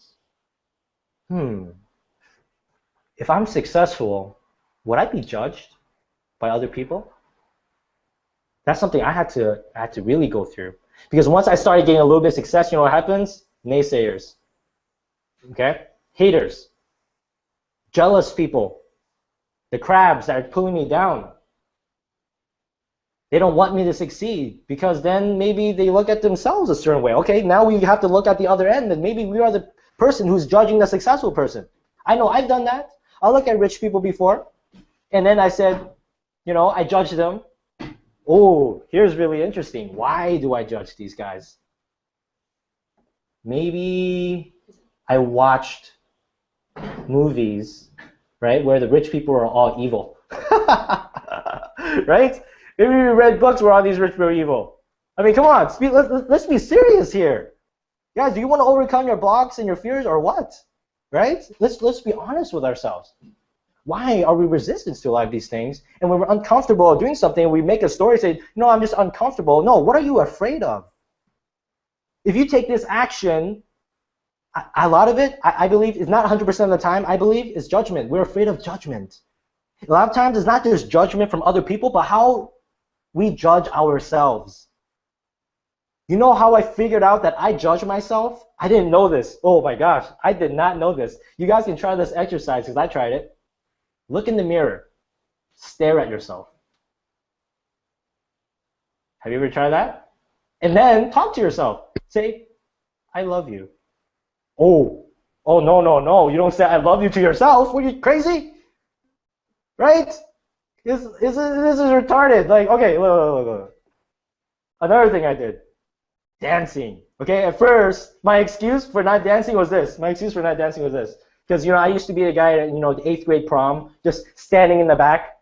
Oh, the girls hate this. The guy standing in the back is like, oh my gosh, grow up already, So I'm just, okay. So let's look at that situation, right? Like, I'm just back here. Well, that was just me, like, wait, hang on. I have ADD. Oh, by the way, I just want to say I have ADD. And some people think it's like a disorder or something. And then I look at a lot of the successful people, like, they all say they have ADD. And then, like, wow, that's crazy. So, actually, where was I, actually? Fears. Uh-oh. I am screwing up live on camera. You guys get to experience all of this. All right. So, fear, we're trying to overcome the fears, uncomfortable. And wait, I'm backtracking. You guys can see me do this live, right? I'm backtracking. So, uncomfortable. And we try, we're afraid of something. We're afraid of judgment, afraid of judging ourselves. Look in the mirror, right? See, I'm good. We look in the mirror, and then we try to tell ourselves I love you, and then try to dance. That's where I am, okay? Dance. When I started to figure out that I was judging myself by me trying to dance by myself with nobody else around. Have you ever tried that? Some of us, we're afraid of dancing by ourselves. Now, why? Judgment from other people. What? Wait. What other people? What other people? Who's around? Nobody's around except us. So now we're like, whoa, why am I judging myself? See, when we say we're uncomfortable, actually it was a fear, and we thought the fear was that we are afraid of being judged by somebody else. But no, we're actually afraid of us judging ourselves. How did all the uncomfortable part backtrack all the way to me afraid of me judging myself? That doesn't even make sense. So in that part, I'm like, huh? What is this? So here's where I'm going to get back to the fear. What fear is, how to overcome it, and how I look at fears. I look at fears as a way to live on the edge. You ever go skydiving, right? You go on the roller coasters and everything like that. Well, we have this adrenaline because it's like right outside of our comfort zone. See, there are different types of fears. I can't get into this completely because I'm going to talk for like hours and hours, and we can't get to the fruits and veggies, right? So we have to identify what our fear is right outside of our comfort zone, because if we don't do that, we're not going to grow. In order to grow, we got to stretch. Just like working out, you got to stretch. Okay, you got to pump your muscles. You got to work a little bit. You got to feel a little bit of pain, right? You got to feel a little bit of uncomfortableness. But here is where we talk about perception. Because you can either perceive pain as suffering, or you can perceive pain as growing. You have the choice. A lot of people think pain and suffering are one thing, and I'm telling you, pain and suffering are not. The difference is just like fear and caution. I understand you don't want to walk in the street because you can get run over by a car, right? So you walk on a sidewalk. But some people walk on a sidewalk and there's a lot of traffic going on, and we're like, fear, like we're afraid we might get run over or something, and it's just like, no, just be cautious, man. Just don't jump in the road and you'll be fine, right? So caution and fear, what's the difference? Fear is emotional attachment, okay? Fear is a negative emotional attachment to something. Caution is just recognizing, hey, those are sharks, guys. Maybe it's a good idea I don't jump in there. Maybe I should keep my distance, right, in case I slip or something. Yeah, I don't have to emotionalize that. I can just recognize it and be like, okay. So fear and so fear and caution, right? Fear and caution. So that's what those are. One is emotionalized and one is not. Okay. So what does fear? How can we look at fear? We can look at it as not a negative thing. We can use that as, you know what? Whenever I feel uncomfortable, if I take action on it and see what happens. Just like going on roller coasters, that exhilarating feeling. Now you don't have to go skydiving or go on roller coasters in order to feel the exhilarating feeling of living life on the edge. Just by identifying these fears that's right outside of your comfort zone, and you pursue it and you overcome it, okay? when you overcome it, then we can live very, how should I say it? That's when we live life on the edge. And when we live life on the edge, we feel more fulfilled because we feel like we're stretching ourselves and we feel like we're growing. Okay, so reason why we're spending a lot of time on beliefs and fears and our stories and what we're conditioning, it's so important, guys. You guys don't even understand. Some of you might not even understand. It is so critical to manifestation. Critical to manifestation. You guys, I just felt compelled. I know the ladies here that saw me on Sunday, I apologize for telling the same story twice, but I got so much feedback that it was helpful for people. I wanted to share it again. When I was young, like I said, I came from an abusive family, and it was my perception that everything had to be a struggle, that I had to work really hard, that nobody was there to take care of me, and that I had to do everything myself. And I got to the point in my life where I thought I had found a happy relationship, and that partner, unfortunately, was going through their own things and their own struggle and their own difficulties in life, and wasn't there in the way that I wanted them to be. And I allowed it to affect me so much that I got to the point where I thought that everything around me was so hard and so difficult that I didn't want to be alive anymore. And so I actually ended up calling into work every day for a week. I ended up having insomnia so bad that I couldn't even tell, when I would fall asleep, I couldn't even tell the difference between my waking life and my dreams. I actually had to start asking my roommate at the time if certain things had happened to me in real life or not, so that I could tell the difference between whether I was awake or asleep. I actually got to the point where I didn't leave the house for so long, I didn't answer the phone for so long, that I found out later, years later, that my friends actually thought that I was going to commit suicide. But unfortunately, the people that I was around at the time were also in such a bad spot that they couldn't do or say anything about it, because they were also depressed. And I started to think, when I finally realized, holy cow, I haven't left the house in a week. It took me to get to that point to even realize there was anything wrong. I didn't even realize that I was miserable.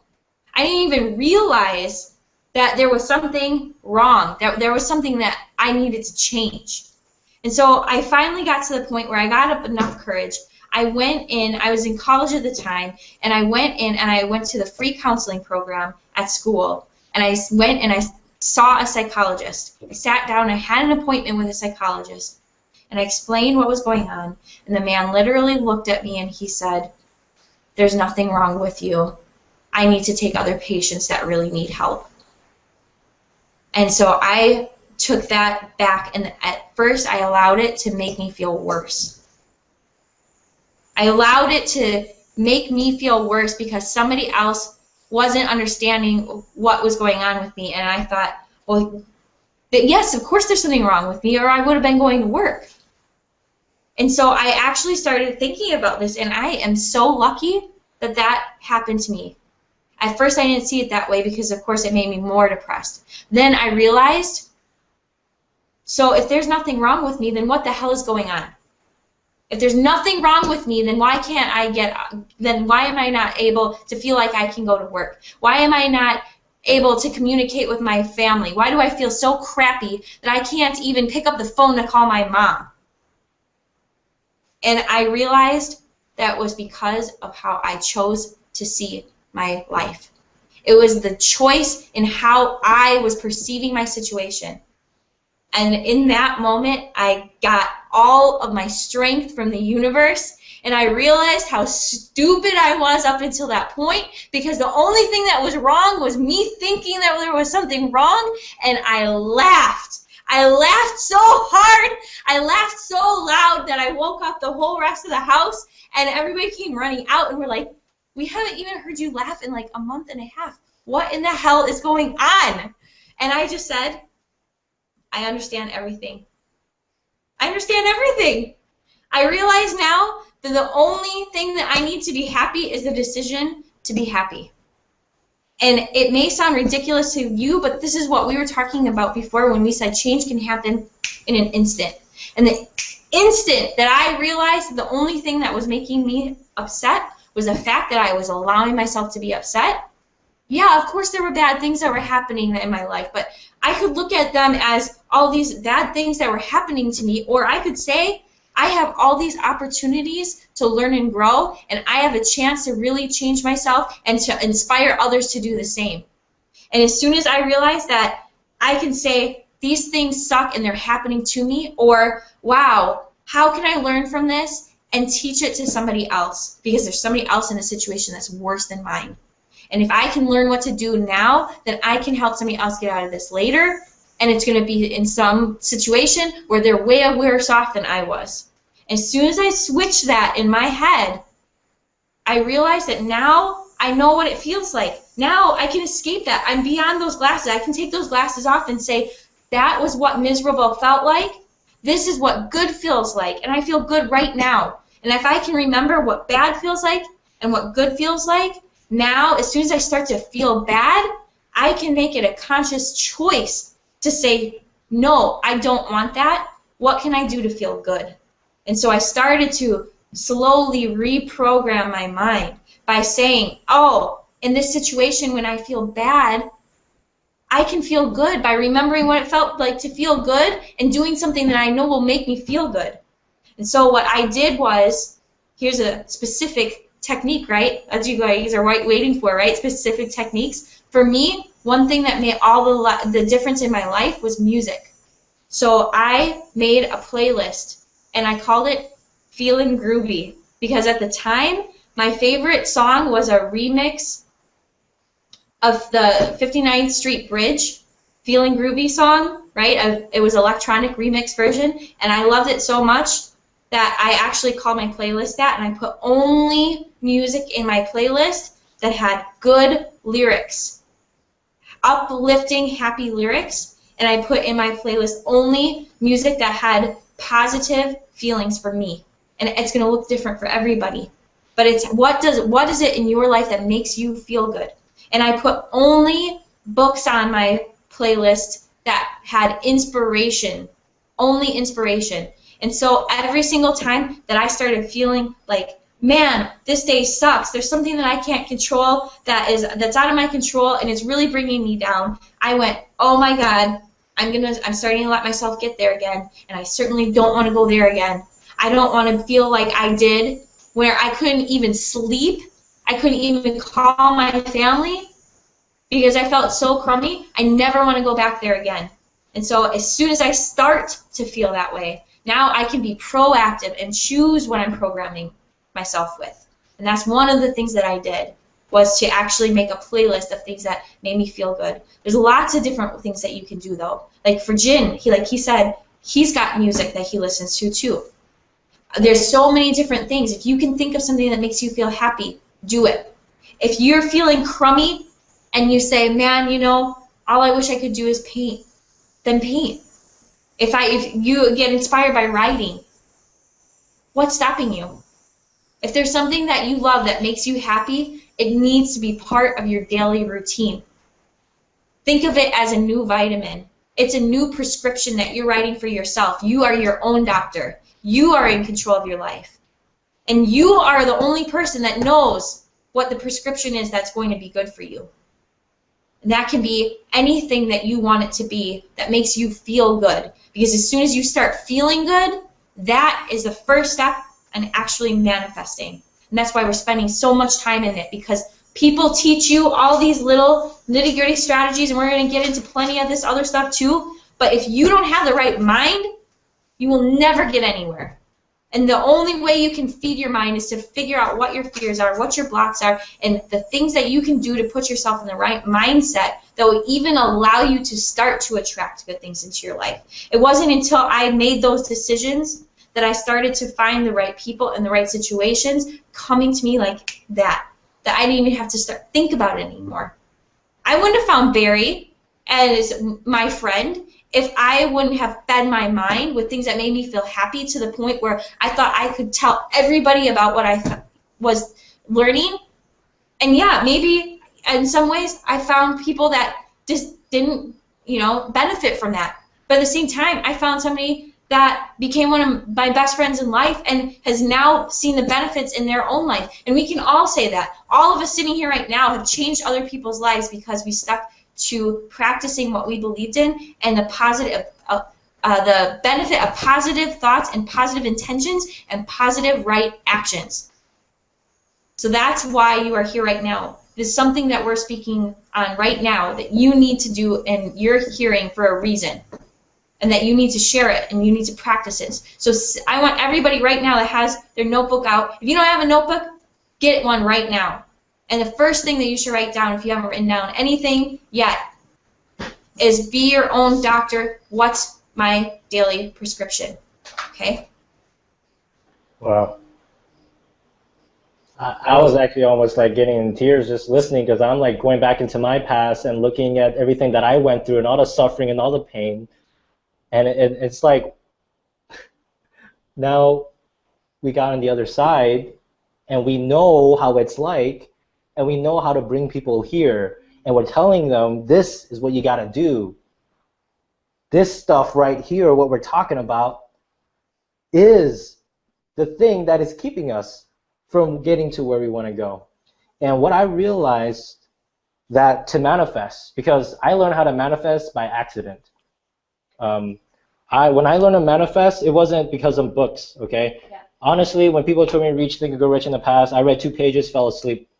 Some of you guys might be that person, right? You read, it's like, I can't read, I just fall asleep. Honestly, I'll be honest, reading puts me to sleep. If I need a lullaby, if I need a sleeping pill, I read, right? I read next to my bed, I'm like, boom, right? And I just knock out.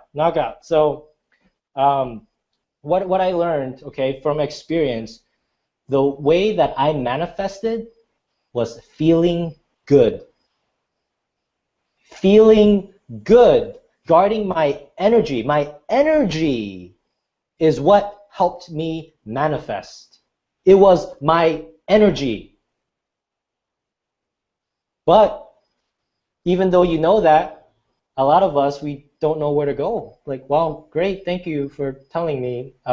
What do I do, right? How do I get to that point?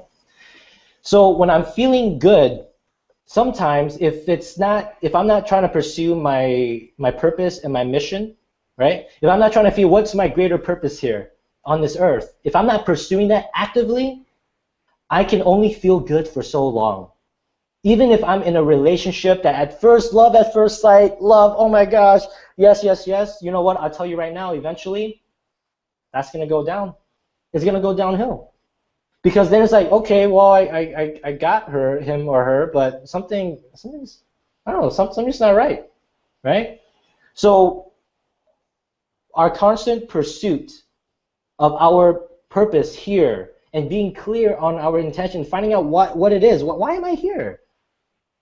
That mixed with feeling good and feeding your mind positive with positive thoughts and finding your fears, constantly seeking your fears, that the whole package, guys, not just choosing because you're trying to avoid this part of the manifestation secret. No, you're like choosing which one you want to do. You can't choose which one because ultimately, now that I'm on the other side, I love all of it. I love the entire process. I love the fears. I love the uncomfortable. I love the thrill. I love the exhilaration. I love living life on the edge. So we have to be in alignment and constantly seek something better, seek something more. Because sometimes we have all these problems at our household, with our relationship, with our family, and we're trying to wonder why. It's like, why am I feeling this way? Why I have so many problems in the household? Well, maybe it's because we're being stagnant. Maybe we're being content. Maybe we're being okay with where we're at, and all we can do is, you know what, I'm just going to go to work every day and then just come back and not do anything, right? And watch TV. Yeah, of course, over time, that relationship is going to go downhill. Of course, you're going to lose that feeling, right? That love, that passion, right? That that flirtiness, right, in a relationship. Of course that's going to happen if you're just going to go to work, come back, and not do crap. Of course, guys. What, you think you could do that? You think you just sit down and it's like, yep, Okay, so my belief, I actually believe in reincarnation. Okay, I actually believe in it. No, you guys don't have to. It doesn't really matter. But this is like how I make up stories in my mind to to support whatever it is I'm trying to do. So like, since I believe in reincarnation, I'm like, you know what? Maybe, just maybe. Let me consider this. Maybe I lived like 600 lifetimes already, right? Maybe. I'm just saying. I'm just making stuff up. All right. So let's say I've already lived 600 lifetimes. Well, what if the past 50 I've been doing the same thing, sitting around not doing crap? I'm just saying, right? Because I believe all is perfect. We're all one. I believe that there are no accidents. I believe, like the end result is guaranteed. I believe that, right? I believe that. Well, if I believe that, then maybe let's just see here. Maybe I don't have to do anything in this lifetime. I don't have to try to do something better. But what if I die and my next lifetime I'm back in the same spot? Yeah. See, I can only do that for so long. So if you know that life is infinite, that that our universe is infinite, then why not do something more? Sometimes I believe that success has a peak, right? Sometimes, like for me, I know for me personally, the reason why I didn't want to get success is because I said, well, that's boring. Now you have everything. Now what? Right? Now you sit down, stare in your butt, and not do anything? Guys, that is so not true. What dispelled my myth is to be around those people, be around these wealthy people, and see that they're constantly moving forward. They're constantly expanding their minds, and that growth is infinite, success is infinite, and there's never a top. You make $1 million, next you can make 2 or make 15 or make $1 billion. See, money in the wrong hands, yeah, they can do bad things, but money in the good hands? You know how fast we can change the world? That's why I do what I do. So again, bring this back, alignment. Get all of these pieces, everything that we're talking about, you incorporate all of it. Holistic. Thank you, Jess. So it's like holistic. We can't pick and choose. We have to live our whole lifestyle that way, and the more holistic that we are, then the faster we manifest. That's the faster we manifest. Okay, so this is all the prerequisite, right? This is all the prerequisite to even start talking about manifestation, because just because the whole manifesting part is really easy. It's very simple. It's not really that. It's not rocket science. It's actually literally very simple. After you figure out a lot of the blocks and the fears, and figure out what it is that your purpose in life, and try to constantly try to achieve it, right? And then constantly moving forward. You don't have to get there tomorrow. As long as you're moving forward, and tomorrow is better than today, you're fine. You will move to where you have to go, and that you seek your fears. Everything that you feel uncomfortable, go towards it. Go towards it, because that is the path. If you want to do something, I'll tell you this right now. When I had the intention in the past, I would say, you know what? I need money right now. I don't know how. I just really I want to manifest this money because I want to do something with it, and I just need it, but I don't know how. I'm not working. How am I supposed to do this? Right? I had to put myself out of my comfort zone to do things that I didn't want to do, right? Use all the cards in my hands, and once I use all the cards in my hands, then somehow, some way, miraculously, I don't even understand how this works, but all of a sudden the perfect situation comes in. It's like, oh, now you are ready.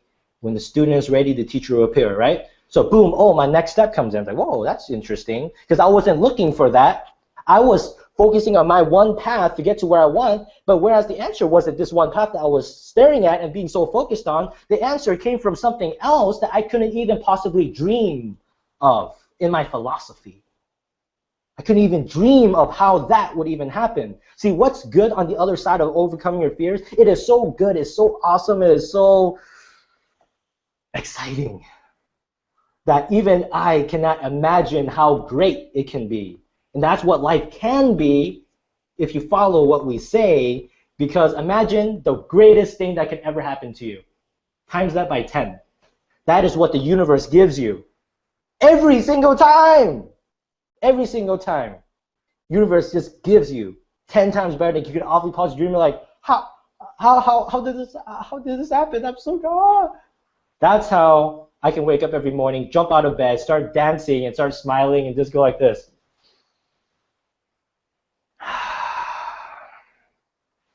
that's how. So I think we kind of covered. Do we want? Does anybody want to actually come out and share anything that they want to share?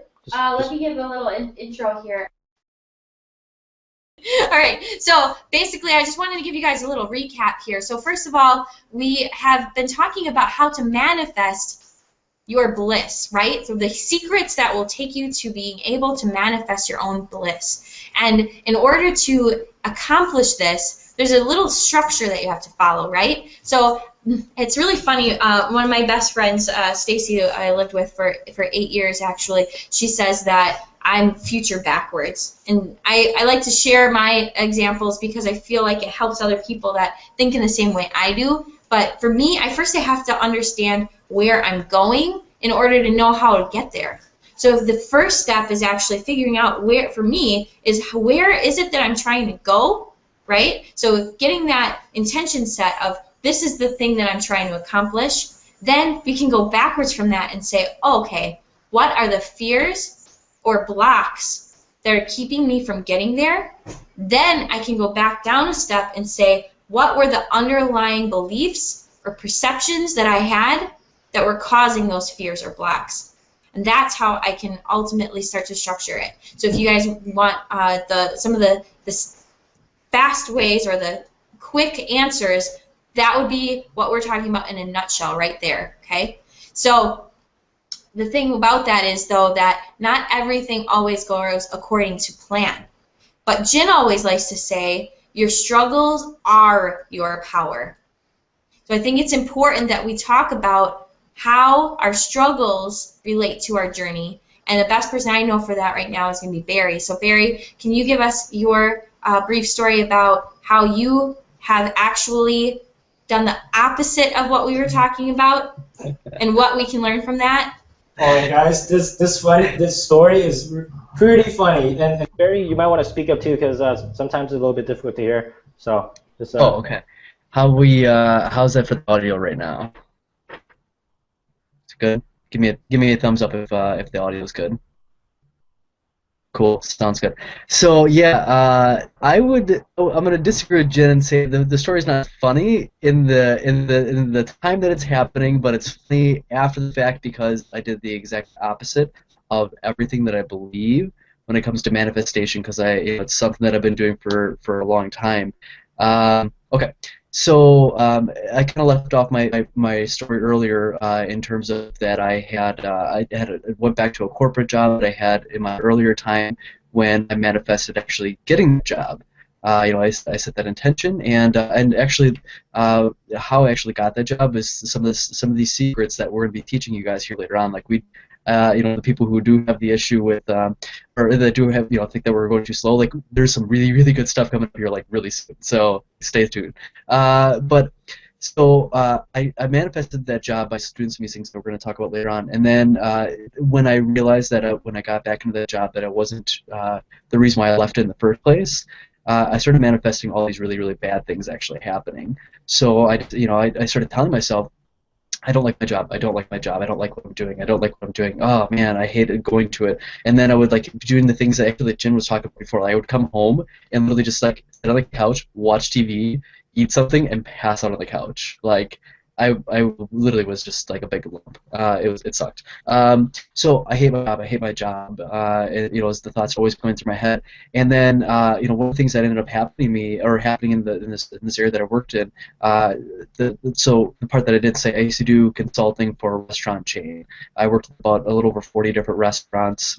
Giving these places advice on how to increase their sales, decrease their operating costs, and have how to operate the business better overall, and make more money and all that kind of stuff. So I worked in a really rough area, and when I was working in that area, there was a manager that was shot in one of my stores. It's just a really bad area, lots of robberies and that kind of stuff. And because of the fact that I already really did not like my job, that thought really started sticking in my head. I was like, oh my god, like I don't want to be here. Like not only am I not enjoying it as much because I'm not getting a chance to do my passions and my purpose, which is developing people and teaching and that kind of stuff, because of the fact that I'm not able to do that, and then in this really bad area where like it's all this crime and stuff, like it just made me enjoy it that much less. So I'm concentrating on that, instead of concentrating on the things that I do like about the job, because I didn't hate everything. I just, I just did like parts of it. And so, that's the part that I'm concentrating on. And what ended up happening, I was at a store, I had my computer down. Not a lot of people actually know this story. Just the people on this panel, a couple of really close friends, not a lot of people know the story.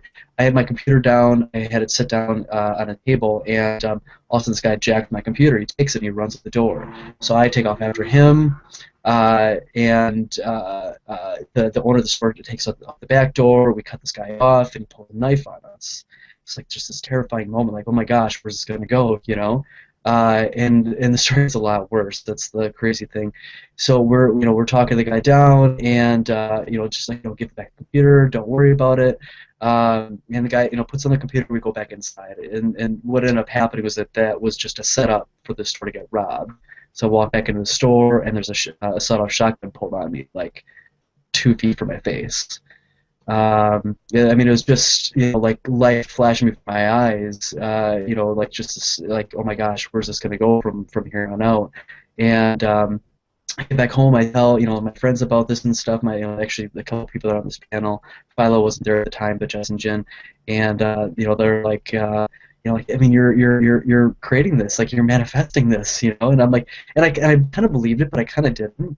And then now I go back over this stuff, and I'm just like, well, man, like I totally did. Like it's just absolutely insane. Because the fears that I had, the fears that I had about not enjoying the job, and then also the fears I had about robbery. That's what I created. The blocks that were going on because of the fact that I didn't like my job, I wasn't concentrating on the things that I did like about it. So again, those blocks that I had, they created this. Then again, I wasn't aware of the things that were going on. I wasn't aware of the things that I should be doing to create a better circumstances in this job. So that awareness wasn't there. I wasn't setting proper intentions either. If I was setting proper intentions, my intentions would have been, this is what I need to do to get out of this job. But I wasn't doing that. And so, those intentions then weren't there either. And, my purpose and vision, that goes along with it as well. I didn't set a purpose or a vision to be able to get out of the circumstances. And so everything that, that it comes to with, having the secret of bliss and manifesting everything that you want in your life, I did the exact opposite. And this is after I learned this stuff for a long time. Which the really cool thing about that is, because of the fact that I was doing everything opposite, it's because of the fact that as we were talking about before, the laws of law of attraction, manifestation, it's actually hard to do at times. It's an easy concept, and it's an easy thing to go about doing, but it's hard to do because you have to have conscious effort and thought on creating these positive realities in your life and the positive intentions that you're going to be working towards, which is the cool thing about the stuff we're going to be talking about here in just a little bit, because we're now going to teach you how to put all the things you need to be doing, all the positive things that you need to have going on in your life, and your vision, your path that you need to walk in order to get to your greater purpose and your definite purpose in life. We're going to teach you now how to actually do all those things on autopilot. So that's kind of my story about how I know about this stuff. I didn't do it right, created this bad reality, and now we're going to be able to teach you guys how to create a really good reality for yourself for everything that you're doing going forward. Awesome. Drawbacks of actually sitting next to your business partners, right? Okay, so thanks for sharing, Barry. I know so a place like we were talking about it's really easy to get into that pattern with the law of attraction of you finally find yourself in those situations where, wow, I wasn't putting that conscious effort in, and now I'm creating these things. And it doesn't even become something that's part of your perception, like I was talking about me, and I didn't even realize that I was, miserable until I started missing work for a week and whatever. It's really hard to notice and even be aware of what our perceptions are. So how the heck can we consciously choose different ones if we don't have a way to continuously recognize them? And that's just all really complicated. It's all really hard, and that's where we get that version of the law of attraction, right? That that's takes a lot of work and it's difficult to do. So we're actually going to use that now to give you that structure that you have been craving and how we can start to change things. So it's just as we've been discussing, most of our daily lives are actually structured unconsciously. Our behaviors are driven by the programming that is shaping our subconscious minds, whether we're aware of it or not.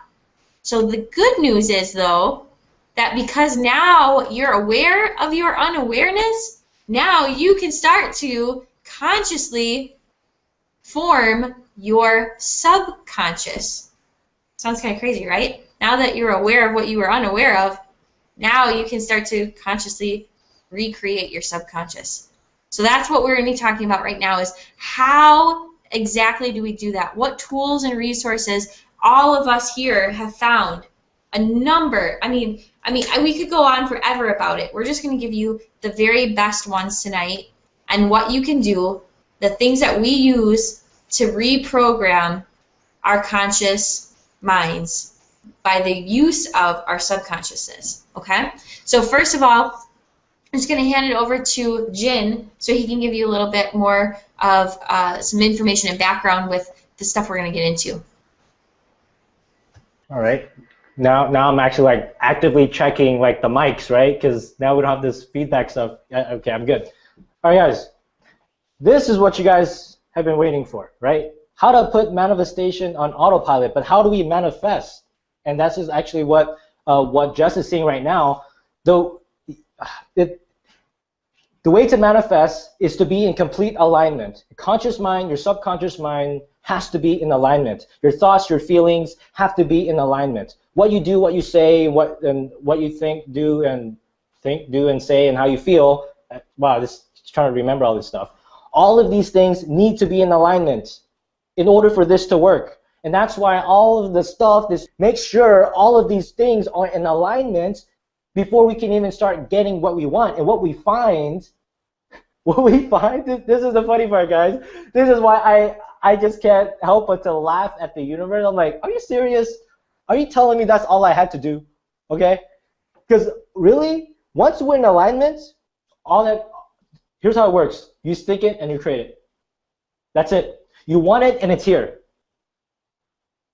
You don't have to do anything to manifest. You don't have to do anything to manifest if you're already in alignment, because all you got to do is choose who you want to be. Here is what the old paradigm is. You think something before you do something, before you be something, right? You have to think something in order to do something, right? Hey, think before you speak, right? You hear about that? Okay, that's actually, we've been programmed in our mind to actually, maybe that was a good thing. Maybe you said something bad, right? And that's why we have to think before we speak. But because of that, I believe, for me, personally, because I was told that, I thought I had to think before I do. I thought, that's the association that I made. I have to think about something before I can do something, and then I have to do something in order to be something. I have to do this in order to be happy. I gotta buy these things in order to be happy. I have to have this relationship in order to be happy, and I have to look this way in order to be happy, right? So that is the old paradigm. The new paradigm, which is what more and more people are starting to understand, is that no, we be first. It's backwards. You become it first, and just as you feel, okay, you feel it, you choose who you want to be first, and then you just do whatever that person is. Look, you can you can choose to be happy, and you're happy, just a snap of a finger, you're happy, and then you just do what a happy person does, and you think what a happy person thinks. Now, why is it that most of us can't do that? Right? Why is it that most of us, we can't just think, no, you can't just think yourself happy. You can't just be happy. You gotta do all this stuff before you get happy. You know what? It's kind of right. All you have to do is to basically everything we talked about. Everything we talked about, get rid of that, choose your intention, and then figure out what you want, and then you just know. You just know that it will happen, and it will happen. So now manifestation is no longer difficult. By the way, this is not the big secret that we're going to tell you. I'm just telling you how manifestation works. Because we've done it over and over and over again.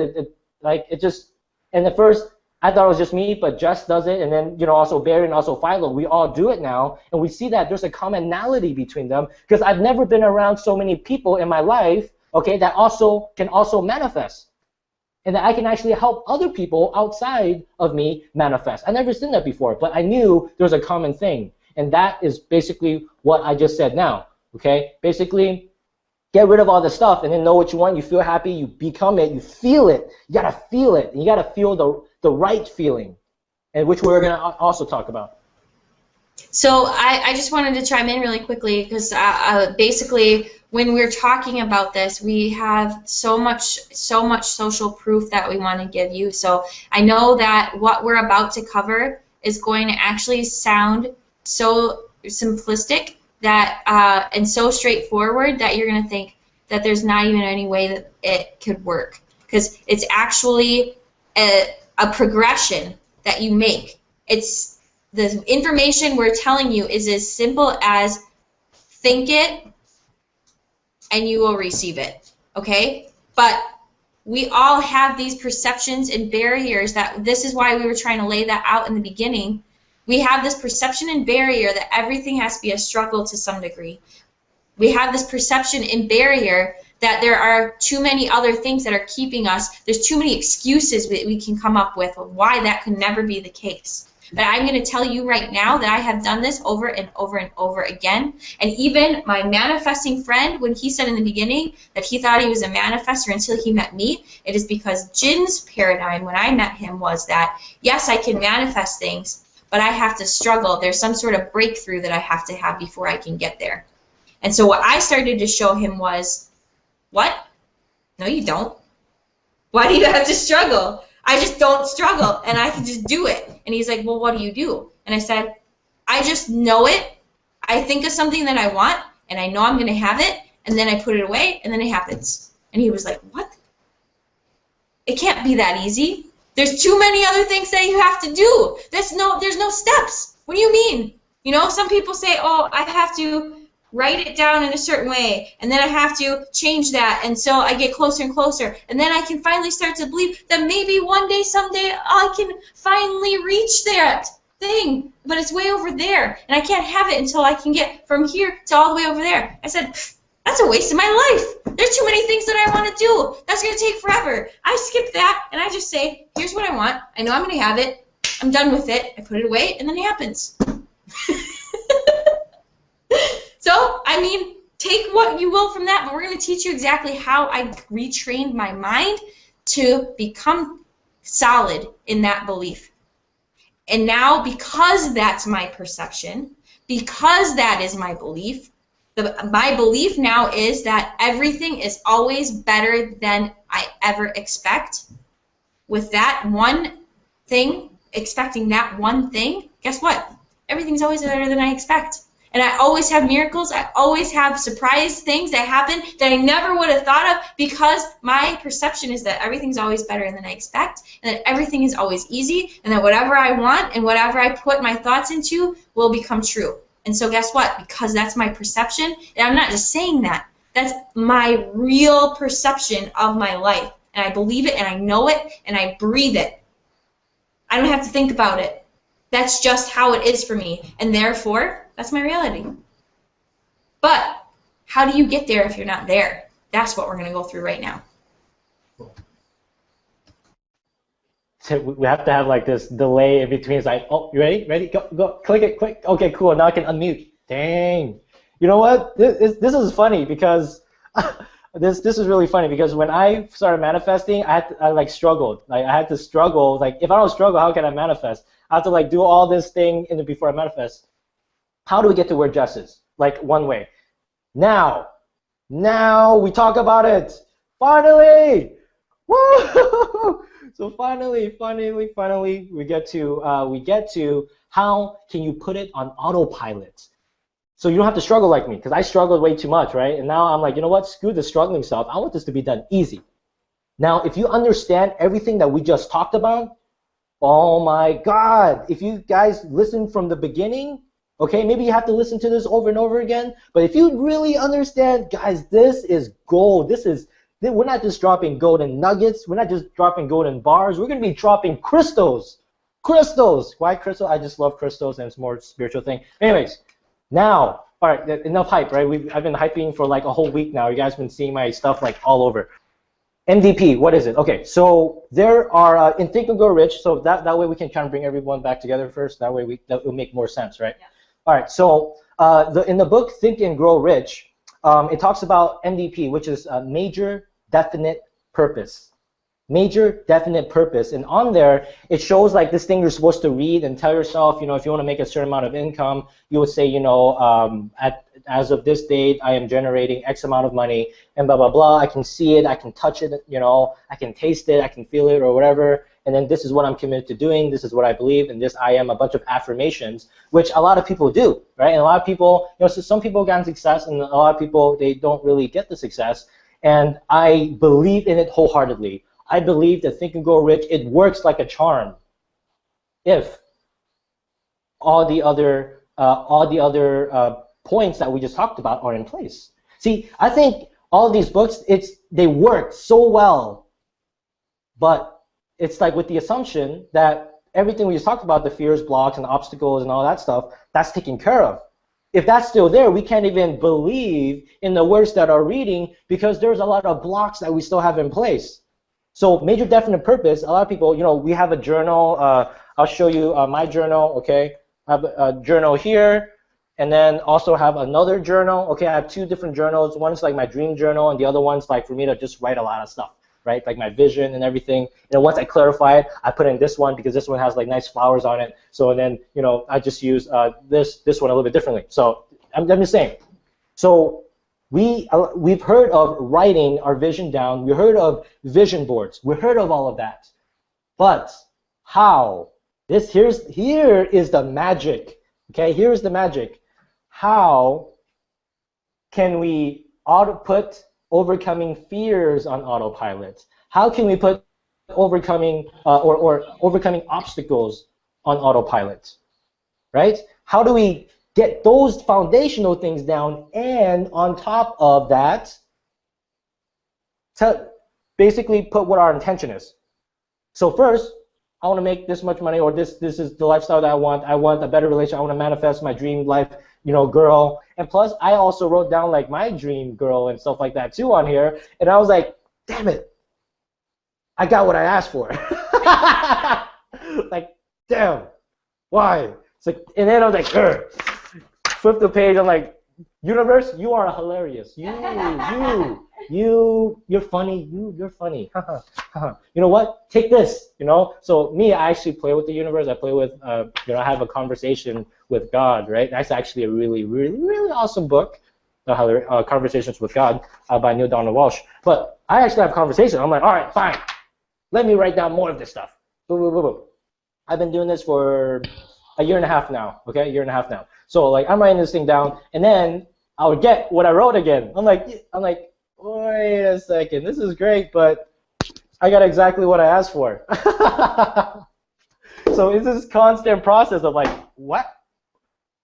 Why is it that I feel the need for somebody? And the reason why I'm talking about relationship, because I think that's such a huge topic that I think a lot of people who are on here is going through this right now. I just think it's important to go through. So if you're not into relationship and stuff, I don't know. Just hear me out here. All right. So so basically, for the relationship part is is that we don't know what we want. We think we know what we want, but we don't really know. And then so we feel the need for somebody to complete us when we don't need anybody to be completed.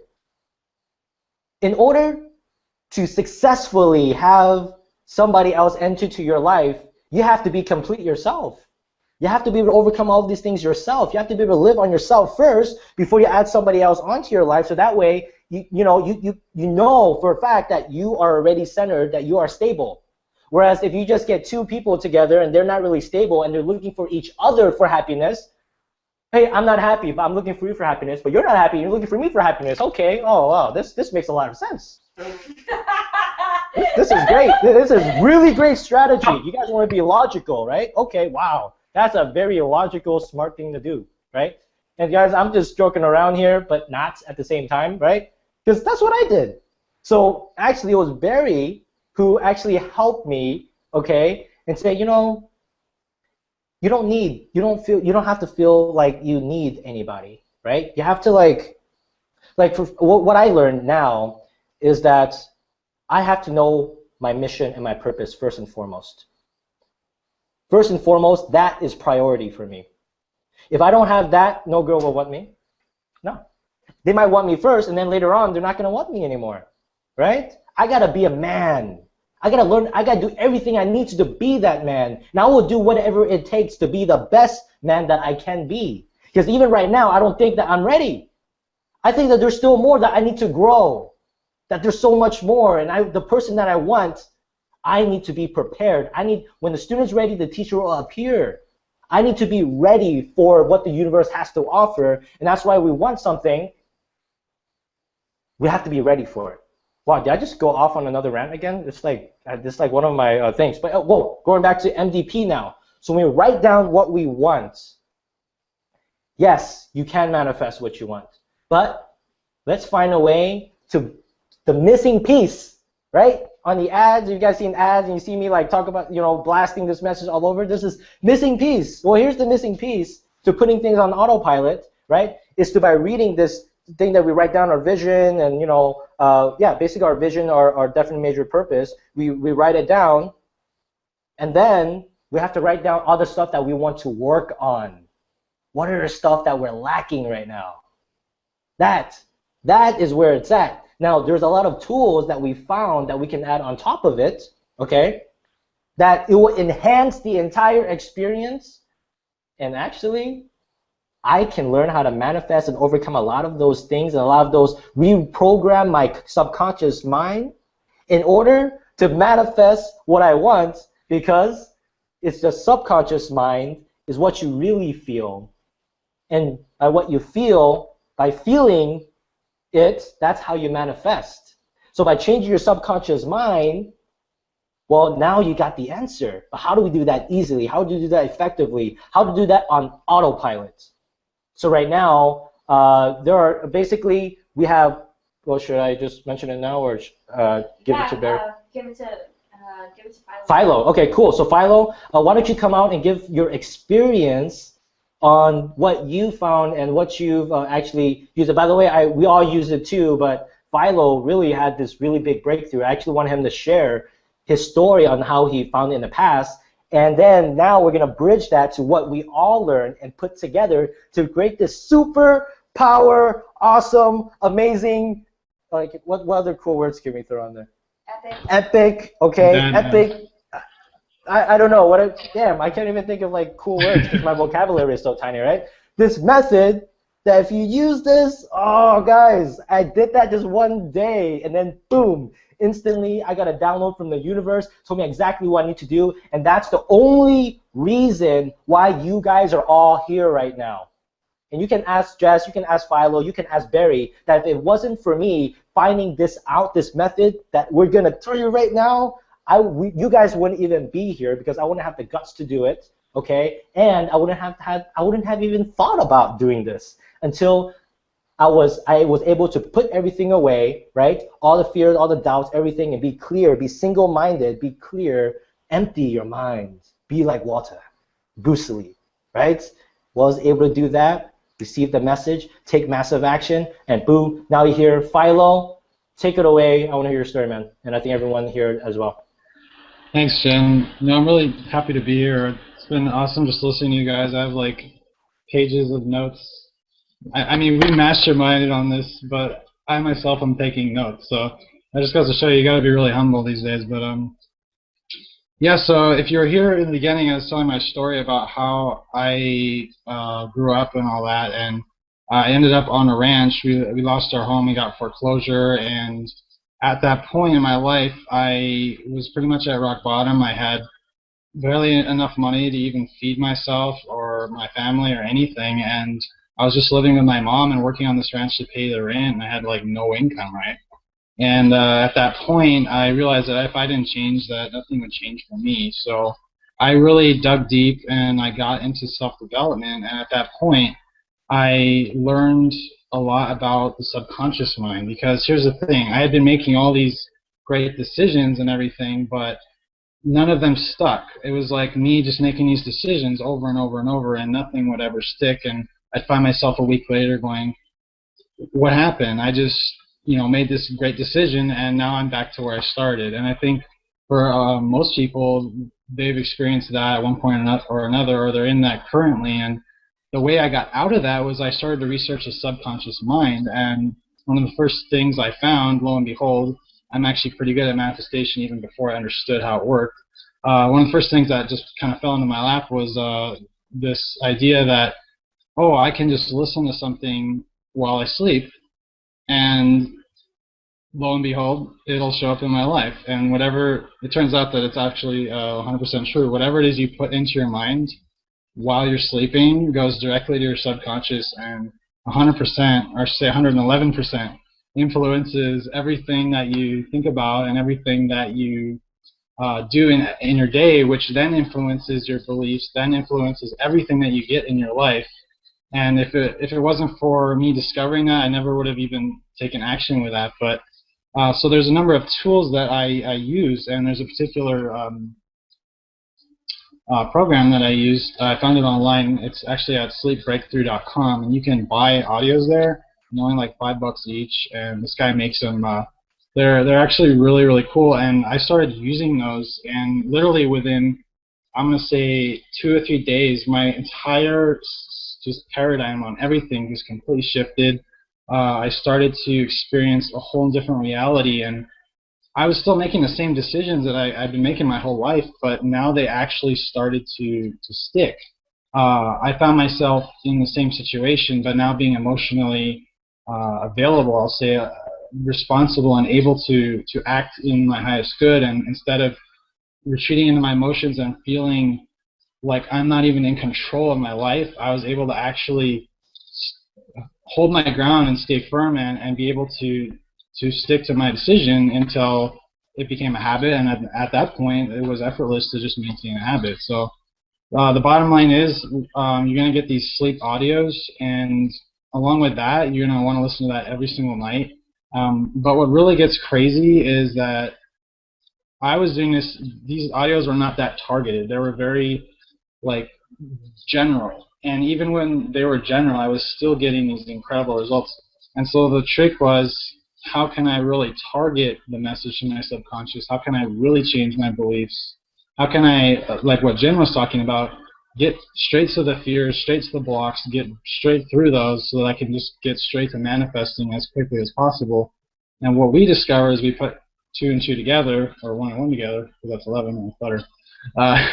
We put the MDP, we actually read the MDP into an audio that we then listen to every night. And because you think about it, depends on how long you sleep, but if you listen to something for 8, 10, 11 hours, however long you sleep every night, that is incredibly, incredibly powerful, and you're literally creating like a background happiness that is just there all the time. And it takes away, I'm going to say, like 90 to 95% of struggle out of manifesting and out of just being happy. Because when it comes to manifesting, I discovered, along with what Jen and Jess were saying, that it's really just about being happy all the time. And if you can't be happy, good luck with manifesting, because your emotional state dictates your thoughts, and your thoughts dictate your actions, and your actions dictate what the universe gives back to you. So that's the bottom line with a sleep audio is putting the MDP in there. And I think I'm going to give it to Barry right now to talk about binaural beats and stuff like that. Yeah, thanks, Philo. So, as always, man, you're awesome. I just want to say that. So before I actually continue on with what Philo was just talking about, I'm actually going to circle back a little bit because I think there might have been a few things that I could maybe just want to touch on a little bit stronger. Not with the stuff that you just went through, Philo, but actually with some stuff before that. Jen talked a little before about journaling, which is awesome. But I want to actually touch more on the languaging side of things when it comes to your MDP, which is your major definite purpose. The languaging of your MDP is actually like one of the most important things that you can do if it's done correctly. Because not only actually defining that and typing it out and reading it to yourself every day is important, but how you utilize that in your audios, in your sleep audios, with what Philo was just talking about, is also really important. So I'm just going to talk a little bit about the languaging as well. With the languaging, what you want to make sure you do is you always want to put all your languaging for your major definite purpose in the current tense, as if you already have it. So it's not, I am going to be making this much money, or I will have this person in my life, or I will be happy in the future at some point. It's, I am happy, or I do have this person, or I am making this much money. And then the other part of the languaging also is putting a lot of emotions and actually making that really, really, really, really vivid. The people on the panel and also a couple of my friends that are texting me here during this and stuff, that it's really fun. I'm getting a text from friends that are on this. Some of those friends that have seen my major definite purpose, they know, all right, I had it done, but then I was like, I'm actually done yet, because I actually had to spend a whole extra day putting all descriptive language into it, because the other key to the major definite purpose, besides having it all in current tense, is actually having it a really descriptive language. That what happens is you actually picture that in your mind. So the guys on the panel here might laugh, because I actually talk about it in my major definite purpose. Me feeling the energies of the universe coming into my body and filling it up, and then me actually being able to explode it like lightning out of my limbs into the other parts of the universe, and then drawing that energy back into myself. And so descriptive language like that, where you, like, while you're saying it, you probably just actually thought of lightning shooting out of my hands and out of my body into the universe, and that's the important things that you need to make sure you're doing when you're running your major definite purpose, is having really descriptive language like that, because without having descriptive language, you are not going to be able to picture it in your head, and picturing in your head is actually what's going to create that that emotional connection and actually making it real and stuff to you in that moment. Now on to the part that combines actually with Philo's, that makes this on, like, I'm getting a finger to 1 minute. No, I'm sorry. I just wanted to add to that languaging piece, because I thought you brought up a really great point, Barry, is it's all about how we can be proactive in. Jin was also talking about another thing, was being able to actually bridge that gap, okay? So when we're talking about bridging the gap between where somebody is in their current emotional and mental state and where they're trying to go, in order to feel really good, if I said I am a millionaire right now, I might not feel really good about that. So I'm not going to be able to, and this is one of the things we were talking about with the law of attraction, I may not be able to actually feel good saying that out loud if I write it that way, if I really don't feel it. So you may find that a technique that I would offer in addition is actually, instead of that fake it till you make it approach that we were talking about with some of the law of attraction things, it's bridging that gap so that when you are reading your major definite purpose out loud, the most important thing is that you believe it and that you feel good when you're saying it. So it may take you a little bit of time to actually use languaging that bridges that gap for maybe just one time that you do it. Maybe a couple of days, maybe a week, but whatever it takes so that you feel good when you're saying it. So I might actually start out by saying something like, I know that it is possible for me to be a millionaire, right? So it's those little tweaks that we can actually put that are going to actually make us feel really good when we say it. I know it's possible for me to be a millionaire. And all of a sudden, that just completely changes it. And I go, oh, well, of course it's possible. Like, maybe I don't even know exactly how it would happen right now, but it's possible. Anything's possible. So I could say anything after saying it's possible. In my mind, it's still congruent. So I just wanted to add those little tweaks, because there's these different things that we can use in how I can get there. I see myself moving towards. That's a really good one. That's a bridge, right? I see myself moving towards, and then whatever that goal is. Because now I believe it. I'm not incongruent. I'm completely congruent with how my thoughts and my emotions are aligning. I'm moving towards. I can see in my future that this is coming. And then we don't want to keep that forever, though, right? Because the whole point is that we're reprogramming it so that we can actually get there. This is one problem that I've seen people run across, is that if you stay on that bridge for too long, then you're never going to be at your destination, right? So actually, I actually want to put one point. If you guys are not writing this down, you're shooting yourselves in the foot. Okay? Like, if you guys haven't been taking notes, I would say this is where you take the most notes. All the different languaging, you need to write all of it down. I know you guys can't see me right now. Oh my God! What? I just did a hack. Whoa! Whoa! Okay. Anyway, guys. that's kind of funny. Guys, if you guys are not writing this down, you're shooting yourself in the foot. Write this down. This is one of the most important parts of the entire process. If you get this part wrong, you will push your dreams away from you. Why? Because your subconscious, you can't lie to your subconscious. Your subconscious knows. Okay, whatever your subconscious is what it's attracting. So if you're saying something that you don't agree with in mind, body, and soul, right? If you're not in an alignment completely, you are pushing it away. You have to find the languaging and be okay with the languaging. Okay, you have to be okay with not being able to say I am rich right now if you don't feel that way. I am moving towards wealth. Yes, I'm moving towards wealth. Oh, you know what? Yeah, yeah, hell yeah. I can become rich.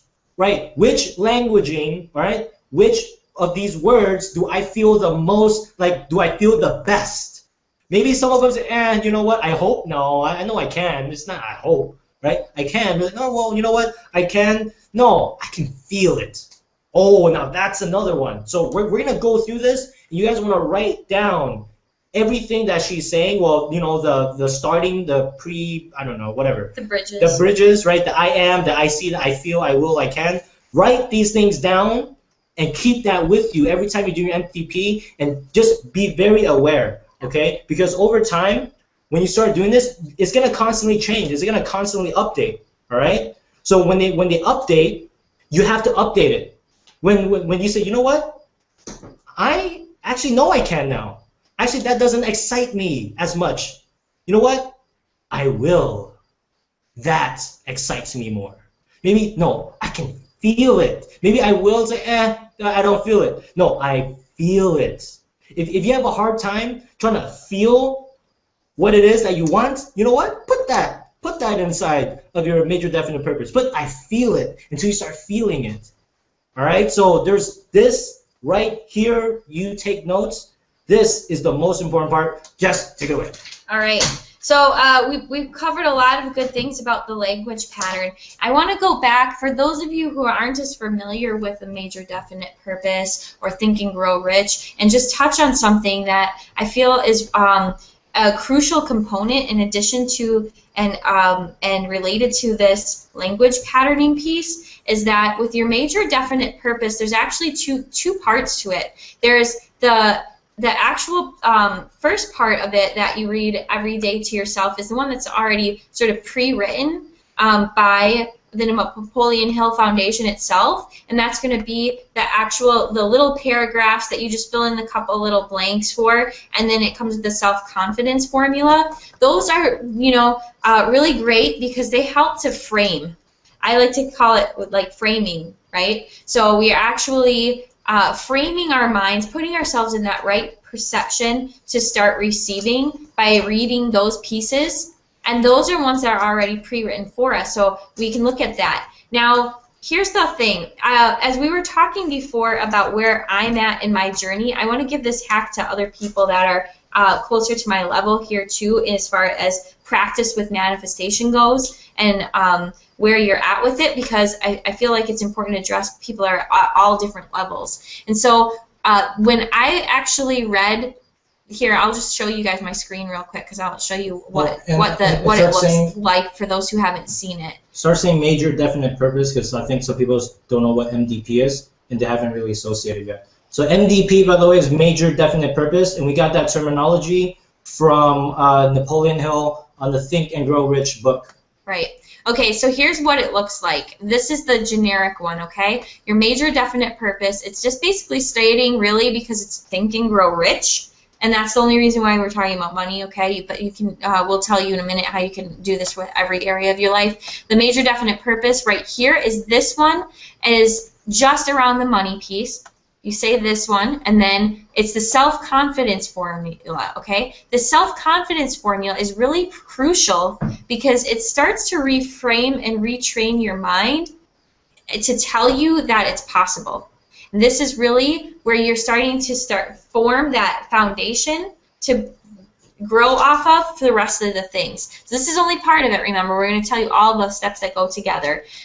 This is obviously for a lot of you, if you know this book, this isn't anything new. But here's a couple of hacks that I've added to this. The first time I read this, I recognized that even the language in here wasn't to where my level was. So the first thing that I did is when I read through this, I looked at this and I said, okay, this sounds really nice, right? I'm reading it. I know that I have the ability to achieve the object of my definite purpose in life, therefore I demand myself persistent, continuous action towards its attainment, and I here and now promise to render such action. That sounds great. Pretty much regardless of where you're at in life, you can tell yourself that you are doing that, you're in a really good place, okay? The second step, I realized that dominating thoughts in my mind will eventually reproduce themselves. As soon as I read that, I realized that something did not resonate with me, and so I took this and I crossed out every single time it said the word will, okay? So let's think about that. If I am retraining my subconscious to believe something, I've already done the work in my life. I'm already to the point where I know that when I write something down or that I believe something, that it comes true. So for me, reading the word will eventually was a step backwards. When I read the word will eventually, it's keeping me from saying that I have it right now. But if I structure it for me where I'm at, for a lot of you, like I said, this is a great bridge to have. It's perfect, because if I'm not yet to the point where I can think something and know I can automatically manifest it, then I need that bridge for my mind to be congruent and my feelings and my emotions to be congruent, to say I will eventually have that. But now I've realized that that keeps me back. So I take out the will, because if I am constantly saying I will, then what I'm creating for me is more I will. It's the same thing that I try to teach my friends and family. One of the biggest lessons that I've taught with my friends and family is all about your languaging, okay? What that looks like is I have had my friends that said, well, you know, all I really want is blah, blah, blah, blah, blah. And I say, okay, so tell me about how you think about having that, or what you think about that. Well, I just want. Well, guess what? When you say it that way, you're telling yourself over and over again that you don't already have it, that you're wanting it, and therefore you're not creating that thing that you want, you're creating more wanting. It's the same thing for me as if I say, I will have this. That means I don't already have it. So I'm never going to get there, because that thing is always in the future, because that's how I'm saying it to myself. So just keep in mind that you have to make it make sense for you. And I think that's where the biggest pieces are left out. The big crucial components that are left out is how to really customize it and match and be congruent in your language patterns from what exactly it is. You're being really, really specifically careful about how you're saying things. If I say I will have it, that means that I'm telling myself I don't have it. And so I'll never get it, because I'm going to keep telling myself I'll have it sometime in the future, which I'll never get to. So just watch out for all of that. Cool. Go ahead, Barry. Awesome. Thanks, Jess. And so before I get into what I was going to say, I just wanted to say one really short point for what you just said there, because that was really, really good information, and I just want to drive this point forward. What she's talking about there when it comes to those bridge statements. So I know that I can. I believe that I can. That kind of stuff. What that does is it addresses those 6 points that Jess and Jin were talking about before in the Secrets of Bliss section. So so a little while ago, it's understanding what your beliefs were from your upbringing. It's understanding what your fears were, what your blocks are, being aware of all that stuff, and now actually being able to set your intentions to those things based on that language that you're picking for those bridge statements. So those are some really good points, Jess. I just wanted to say that because that totally talked exactly what we were talking about before. And in case people weren't making that correlation and making that connection, I just want to point it out. So awesome job.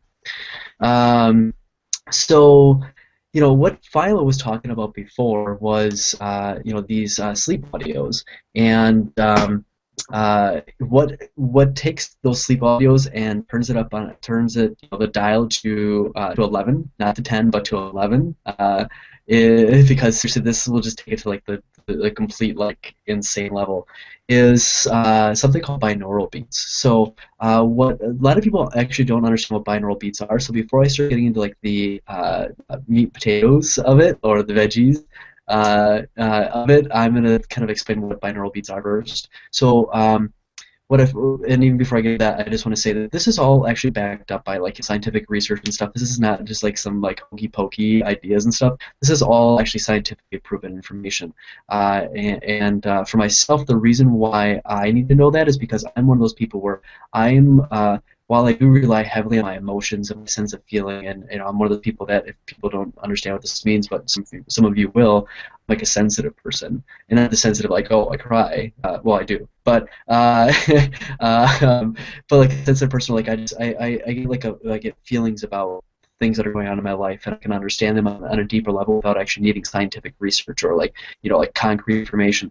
But at the same time, I actually do need that concrete information as well, because it's my mind works in 2 different ways. So this stuff is all scientifically proven. So binaural beats are actually 2 different frequencies that when they overlap with each other, there's a gap here. And so that gap, basically what it does is it creates a frequency. So two tones put together creates a gap. Our ears can't understand that it's a frequency, that there's a difference between the tones. It just understands it as one tone, but our brain actually understands it as multiple tones. And so how that's actually done is it's done in stereo. So you have 2 earphones, and one tone is playing in one ear, and then one tone is playing in the other ear. We hear it as one tone, but our brain actually understands it as 2 different tones. So basically, that's actually called I think it's like auditory brainstem response, if I remember correctly. So I just want you guys to understand, first of all, what binaural beats are, and I hope that helped. And then then going on with that, there's actually a bunch of different kinds of binaural beats, but we actually want to concentrate on 3 of them. When I explain what those 3 are, you'll understand the reason why. The first one is actually called alpha tones. Basically, it's the tones that actually help with like relaxation and help with REM sleep. If people don't know what REM sleep is, it's rapid eye movement sleep. Rapid eye movement sleep is when our brain is like working during our sleep to actually kind of like manifest the things that are going on in our head. It's only going on in our head. So it helps with REM sleep, with relaxation, with super learning. Actually, also helps with relaxed focus, and then actually also helps with like serotonin production as well. And serotonin is actually like it creates like feelings of like happiness and well-being and that kind of stuff. And the last point that I want to make about alpha waves is that it's actually it's the beginning of the access to our unconscious mind. And again, our unconscious mind is all that stuff that's been programmed over the years. So myself, I'm almost 30 years old. So for the last 30 years, my unconscious mind has been being programmed those alpha waves is actually what is beginning to access our unconscious mind to be able to reprogram it. The second one. So first one is called alpha. Second one is called theta. And so theta waves are actually what they do is they actually help us get into like a deep meditation. Actually, not only do they help us get there, but they actually, when you are in a deep meditation, if you're in a meditation, but even if you're not, it's okay because it'll help you in your sleep. It'll help you get into a deep meditation and deep relaxation, and actually also helps produce both NREM sleep, which is non-rapid eye movement sleep, and also rapid eye movement sleep, which is really good. And also, it also increases the chemicals that help with like learning and our memory. Which, if we're working on learning new habits, learning new traits, and creating a new life and stuff, that's what you need to. That's what you need to have. It also helps with increased creativity as well. It's also used. Theta waves are actually also used for like emotional responses, which is really interesting because we're talking about our major definite purpose and emotional responses. Oh, cool! It's up here on the screen. I didn't even see that. That's going to totally help me. Thank you, Jess. So it helps with our emotional experiences as well. And again, when we're writing our major definite purpose, we need those emotional connections to really feel it and actually then create the reality. Helps in changing our behaviors, which obviously that's what we're doing with our major definite purpose, and that's what we're doing, with manifesting our reality. We're actually changing our behaviors, and these theta waves actually do that. And then also helps with increased retention of learned information. So if what we're doing is we're making changes, so that's new learned information, so we need to retain that. So these theta waves actually help us retain that information as well. And then also gives us, again, further access to our unconscious mind. So of the different kinds of waves, now we're talking about so far 2 of them, and both of them actually help us access our unconscious mind, which again is good because we need to reprogram. Again, myself, I'm almost 30, so 30 years of information I need to reprogram in my unconscious and my subconscious, and both these waves help with that. The third one that we need to use, because there's 3, is called gamma waves, and this of the frequencies is actually the highest of the frequencies, and it's so cool to have this on the screen. This makes it so much easier. I love this. Synchronizing different neuronal pathways. So what that means. So we have different pathways that are going on in our brain and stuff, and they actually go between the different parts of the brain. I don't know the names of the parts of the brain because I didn't go to school for that, but it actually synchronizes all those, and then the second part of it acts as a binding mechanism. So not only does it synchronize the different parts of our brain, but then also acts as a binding mechanism between the parts of the brains. So what we need to do to actually learn is we need the different parts of our brains to actually learn new information. And so these gamma waves, what they do is they synchronize those pathways and they bind them together so you can use your whole brain at one time to be able to actually make these changes that you want to have. The next thing it does is actually helps improve our memory. So if we're making changes, what we need to do is we need to remember what these changes are. So it helps with that. It helps with high-level processing of new information. So obviously everything we're talking about doing, this major definite purpose, is new information. Our sense perception as well. As we've been talking about throughout this whole time, is that we need to feel everything that we're putting in our major definite purpose. We need to have those emotions and those connections to it, and that sense perception is exactly what these gamma waves are actually unlocking. And then also helps with enhancing neuroplasticity as well, which neuroplasticity is actually your brain's ability to adapt and grow. So if we, again, are putting in new information into it, we need our brain to adapt and to grow, and these gamma waves are then actually doing that. So the reason why we picked these 3, the alpha waves are actually going to basically help with the beginning stages of actually getting to sleep and actually unlocking our subconscious mind. Will help us relax and it will help us focus. The theta waves actually bring us into a deeper state of sleep, deeper state of meditation and creativity and all that kind of stuff. So it brings us deeper down into it, which will then be able to learn even more. And then those gamma waves, the last waves, are then going to really it takes all that and just like blows it up in terms of like making it super into your brain. So that's what we're going to do. That's actually what we do with these waves. It's alpha, theta, and then gamma. So now that we understand like what those different waves are, I'll actually explain how you actually utilize those with sleep audios that Philo was talking about. And somebody, I don't know if somebody wants to actually chime in here just for a second. Are we going to talk about the program that they use to actually combine these later, or should I talk about that now?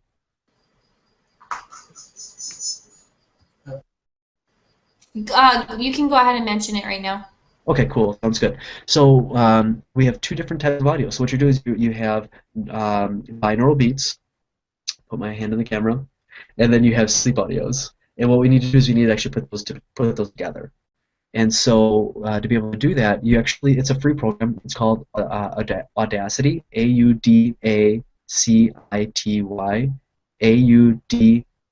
Ooh, my screen just went crazy. Sorry, 1 second. Okay. Audacity, Audacity. It's a free program. What you can do is you can actually then interlace, actually combine together two different types of audios. And so you have these binaural beats as the base, and then the sleep audios on top of those. And what that ends up doing is it unlocks all these pathways in your brain. It makes it so that your brain can actually receive more information and actually receive it at a much higher pace and a lot faster than if you just do these sleep audios by themselves. And it just like unlocks this like at a super fast pace. It's pretty amazing, actually. It's awesome. And so yeah, that's actually the second part of it.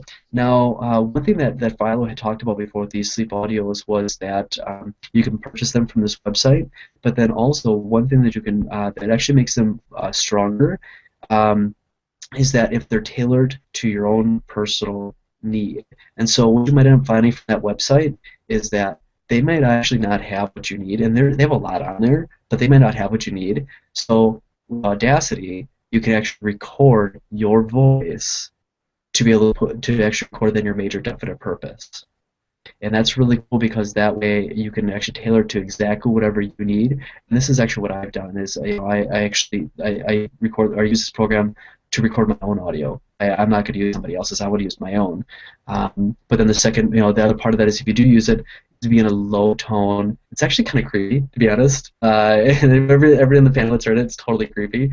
But it's a low tone. It's very monotone, and it's actually the language is different from your language in your MDP. It's because in your MDP it's I can do this, and I believe I can do this, and I am doing this, and all that kind of stuff. Whereas your audios will be let me think of some examples. Due to the creepy voice. Actually, Philo, if you want to do it, that'd be great because you actually have more experience with this. It's totally creepy. Yeah, you are successful. You are brilliant. You are very fast. You learn quickly. It's like that, but it's deeper. And then actually, the one that you buy on Sleep Breakthrough, it starts off by saying sleep. It's really creepy, but it really does work, and the main reason is that once you are asleep, you need to be able to stay asleep, and you have to have the monotone and the third person. The monotone makes it so that you don't wake up, and the third person talks directly to your subconscious, and that is found to be the most effective way of all the ways. Our subconscious listens to what other people tell us and values that kind of feedback far more than what we tell ourselves. So. But we can tell ourselves that in that way, in the third person way, and it's just really, really effective for our subconscious. So that's how that works. Cool, thanks, man. I appreciate that. Hey guys. Yeah. So what? Actually, there's a couple of things I want to point out. Everyone, everything that they're saying right now is basically the whys, right? Like why do we choose these particular waves? There's actually a reason why we don't choose delta waves. And by the way, some of you guys don't even know what alpha wave, theta, beta. I don't even know any of these wave stuff. That's why I just picked one random one and I just recorded myself talking, right? So I actually wrote down what it is that I want. And by the way, the major definite purpose that you guys got from the Think and Grow Rich, that's not the one I use. So I just want to throw that out there. That's not the only thing that I use. I actually customize it. I customize it and make it personalized to me because there's a lot of other things that I want to put in there, which is the other half okay, of the major definite purpose. And that's the thing that I actually want to get into. Do you mind if I get into that part? Okay. So the major definite purpose that we get from the Think and Grow Rich, okay, the ones you can find the template online, that only basically says, you know, how to get our particular goal, which is on that one is just money, right? But there's a lot of things that prevents us from getting there, and that is our fears, our blocks, okay, and things like that. So when we start to figure out what is it that is keeping us from achieving it, there are a lot of things that we're afraid of. You know what? I want to be successful. Maybe I have to be a speaker, right? Or maybe I have to be on camera or something, right? Because that's, like, in my line of work, I have to know how to speak. But in the past, I came from a place where I couldn't even get in front of my classroom and read off of the piece of paper without being so, like, nervous, and my face is completely flushed, and, like, I can't even think straight, and everything just blurs out, right? So that was, like, the fear that I had, but I had to, you know, slowly work on it. But what we're saying here to add on to it is figure out, okay, I want to overcome my fears about, you know, maybe, you know, getting on camera or getting some, you know, getting to basically get to the point where I'm taking action and not let these fears stop me from it. So first we want to identify what we're uncomfortable with, then we can start writing it down on the piece of paper, which, I don't know, do you have any ideas? You can, I mean, I have an example of my most recent one. Actually, I should probably read it. My most recent ones that I wrote down that got me this breakthrough of, you know, redoing I don't know what word I'm supposed to use, to completely restructure how MDPs work and what we put into our sleep audios and what we read, so that way we can start reprogramming our minds. So I started to realize that even though I very driven and I'm very passionate, I didn't work fast enough, right? So maybe I kept myself busy, but I wasn't really efficient. I wasn't really productive in what I was doing. So as you're going through life, as you're going through your growth process, maybe you'll realize certain traits about you that are, you know what? This keeps happening. This keeps happening to me. I wonder what it is. Oh, and then you would write it down. So let's say you don't know what it is. We can say, well, you know, like you would write down in such a way that will draw whatever it is that you're trying to find to you. Whatever it is that you seek, you can draw it to you just by writing that part down. So let me just get into some examples of what my latest thing that I wrote down just on notes. So this isn't actually my actual final product, but this is like raw notes that I took that helped me get the breakthrough to manifest this entire thing that we're on right now, manifest all of you guys to even watch this live stream right here. So I put, I am always at my utmost state of efficiency. Okay? Notice what I did there. Because I wasn't efficient, I want to tell myself, no, I am always at my utmost or of my best state, okay? Best state of efficiency. All right? I work fast because I think I was working too slow. Okay, maybe sometimes we're busy all the time, but at the end of the day, what do we get accomplished? Not much. So I put, you know what? I work fast. I prioritize quickly and efficiently. I take action immediately. Because why did I choose that one? You see, I'm not just writing things down to write it down. No, I learn things from leaders. Okay, because I am surrounded by leaders, and we're going to talk about the importance of surrounding yourself with other like-minded people, other people who are way ahead of you. And we're going to talk about the importance of that because that is completely mandatory. You have to have mentors in your life, or else there's this saying that if you average out all the 5 people around you, that's basically who you are. Whether that's the income, the emotional state, or their lifestyle, that's what it is, okay? So it's really important that you be careful in who you surround yourself with. So back to what I'm saying here is that when I started observing leaders, I noticed one thing. They take action immediately. Once they know what they want, they go right away. They don't think, they know and they take action.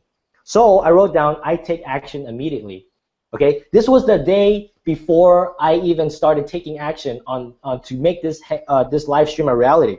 And I put, I am laser focused at everything that I do. I am laser focused at everything that I do. My vision is always on my mind. Why? See, here's the thing. Remember, you're not just writing things down for the sake of writing it down. There's a reason why I wrote it down. It's because through the observation of other successful people and studying successful people and observing them and being around them all the time, I realized that their vision is always on their mind. And to manifest, what you think about most of the time is what you get. So what you think about is what you're attracting.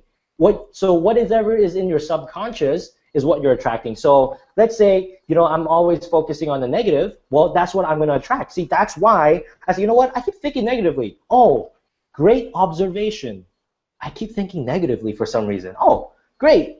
Guys, you know what a life hack is? You write that thing down. What you do? You say, my vision is always on my mind. I always think positively, right? So now you're telling yourself, I always think positive. So now you're just putting that in your mind over and over and over again. Sooner or later, you're not going to think about the negative stuff because you already reprogrammed your mind, okay? I always have my notebook with me. Why did I put that? It's because whenever I want to write something down, I didn't have my notebook. Guys, simple little tweaks. These are tweaks that no one talks about. This is the big breakthrough. Because sometimes we want to say we want to reach a certain level. We want to make a certain amount of income, right? Oh, that's great. But you know what? There's a lot of stuff, house cleaning we got to do that everyone is different. Everyone's house cleaning is different. Everyone's house looks different. So therefore, the way of cleaning up your house is going to be different. So therefore, what you're going to write is not going to be the same as mine. This is it right here, okay? So then, just a little bit more.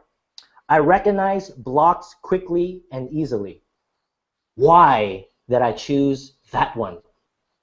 I chose that one because I know that in order to grow faster and to become the man that I need to be in order to change the world, I need to overcome blocks as quickly and as efficiently as possible. Therefore, I wrote that down. That is why I wrote it. Here we go. Oh, look at that. Wow. Man, look, we have like PowerPoints now, right? Okay, so the bridges, right? I am becoming, I can. I am moving towards, I feel, I will, I see that, right? So some of the stuff that I'm putting on mine can be a little bit different because it's according to what I am trying to become. And by knowing the person that you ultimately want to be and you study their habits, you study their patterns, then you start to realize how they are different from you. How is their thought process different from you? How are their actions different from you? How is their way of life different from you? And once you know the difference, you are golden. Once you are aware, you can't go back. And now, once you're aware, you have somewhere to put it so that you can best utilize it to the best of your ability. This is like the most efficient way that we come up with thus far. Maybe later on there's like better tweaks, but right now, I don't know any other place that has what we have here and explain it in this way because this is the missing piece. It's not just writing any random thing down. No, it's writing a certain way where you have the traditional way of saying, okay, ultimately what you want, but also recognizing what's different from you and the successful people and writing down all the parts and the traits that you need to work on. The things that you need to work on is what is most important. Why? Why? Well, I'll tell you why. That is because you can only do what your next step is. You can't start jumping steps. You have to take the next step. And the next step before you get to the ultimate success that you want, there's a lot of house cleaning to do. So once we start getting into the house cleaning, now that the other MDP that we just talked about, the major definite purpose, that will start to manifest into reality a lot faster. So in my major definite purpose, I have both. I have that one, the one that you guys just saw from what Jess was showing you guys, the major definite purpose template. If you guys Google on the internet, you'll probably find a copy of it. And this is the big secret, is what I'm showing you right now, is the blocks that you have. There's actually 3 things I wanted to say. Hold on a second. Oh yeah, so sleep audio, that's the big one, right? There's also 2 other things that I use in my life to put everything on autopilot, and it's basically how can I get stuff to go automatically in my life? How can I get everything to just happen without me having to always be consciously pushing and pushing and pushing my subconscious? Even though that's a good thing to do, it can create conflict in your mind a lot and create a lot of background negativity too. So Two other things that I use to create that autopilot way of getting information into my head without me having to do anything is the first one's the sleep audio. That's the crucial part. The second one is what are called subliminal images or subliminal messages, and you may have heard of those from movies or like on the radio. You may have seen that people have used it to try to sell things. Well, that's just part of it, and it has a negative connotation in that way. But actually, subliminal text and images can be used to greatly enhance your life if you give yourself positive subliminals. So what is a subliminal image? Basically, it's something that bypasses your conscious mind and goes straight to your subconscious, and your subconscious registers it, and it can flash so fast that you can't consciously register it, but it's registered by your mind. Your subconscious picks up just about everything in your life. So a program that I use, it is $45, I believe, one-time payment.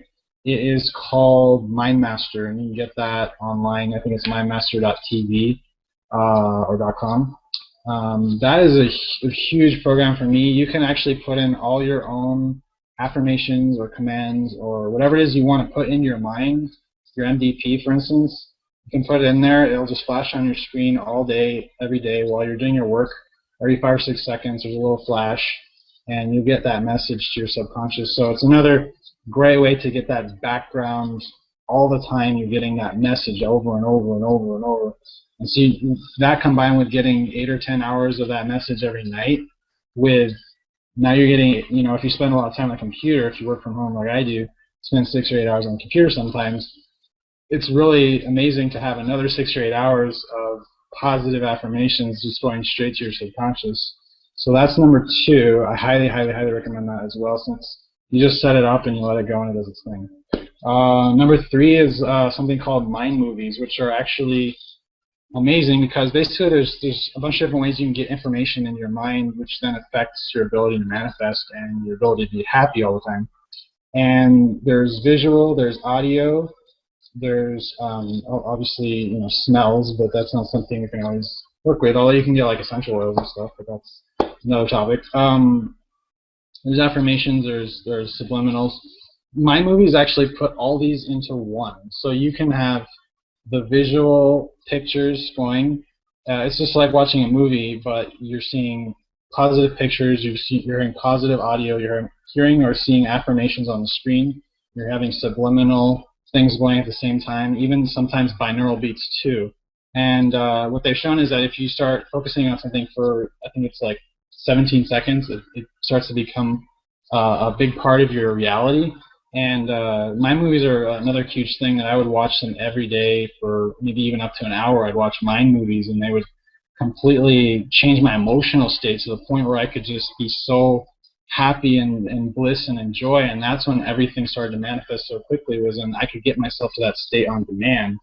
And that in combination with the other two, it's just out of this world. So you got to find what methods work best for you. But for me, those are the big 3. That's what I call them, the big 3.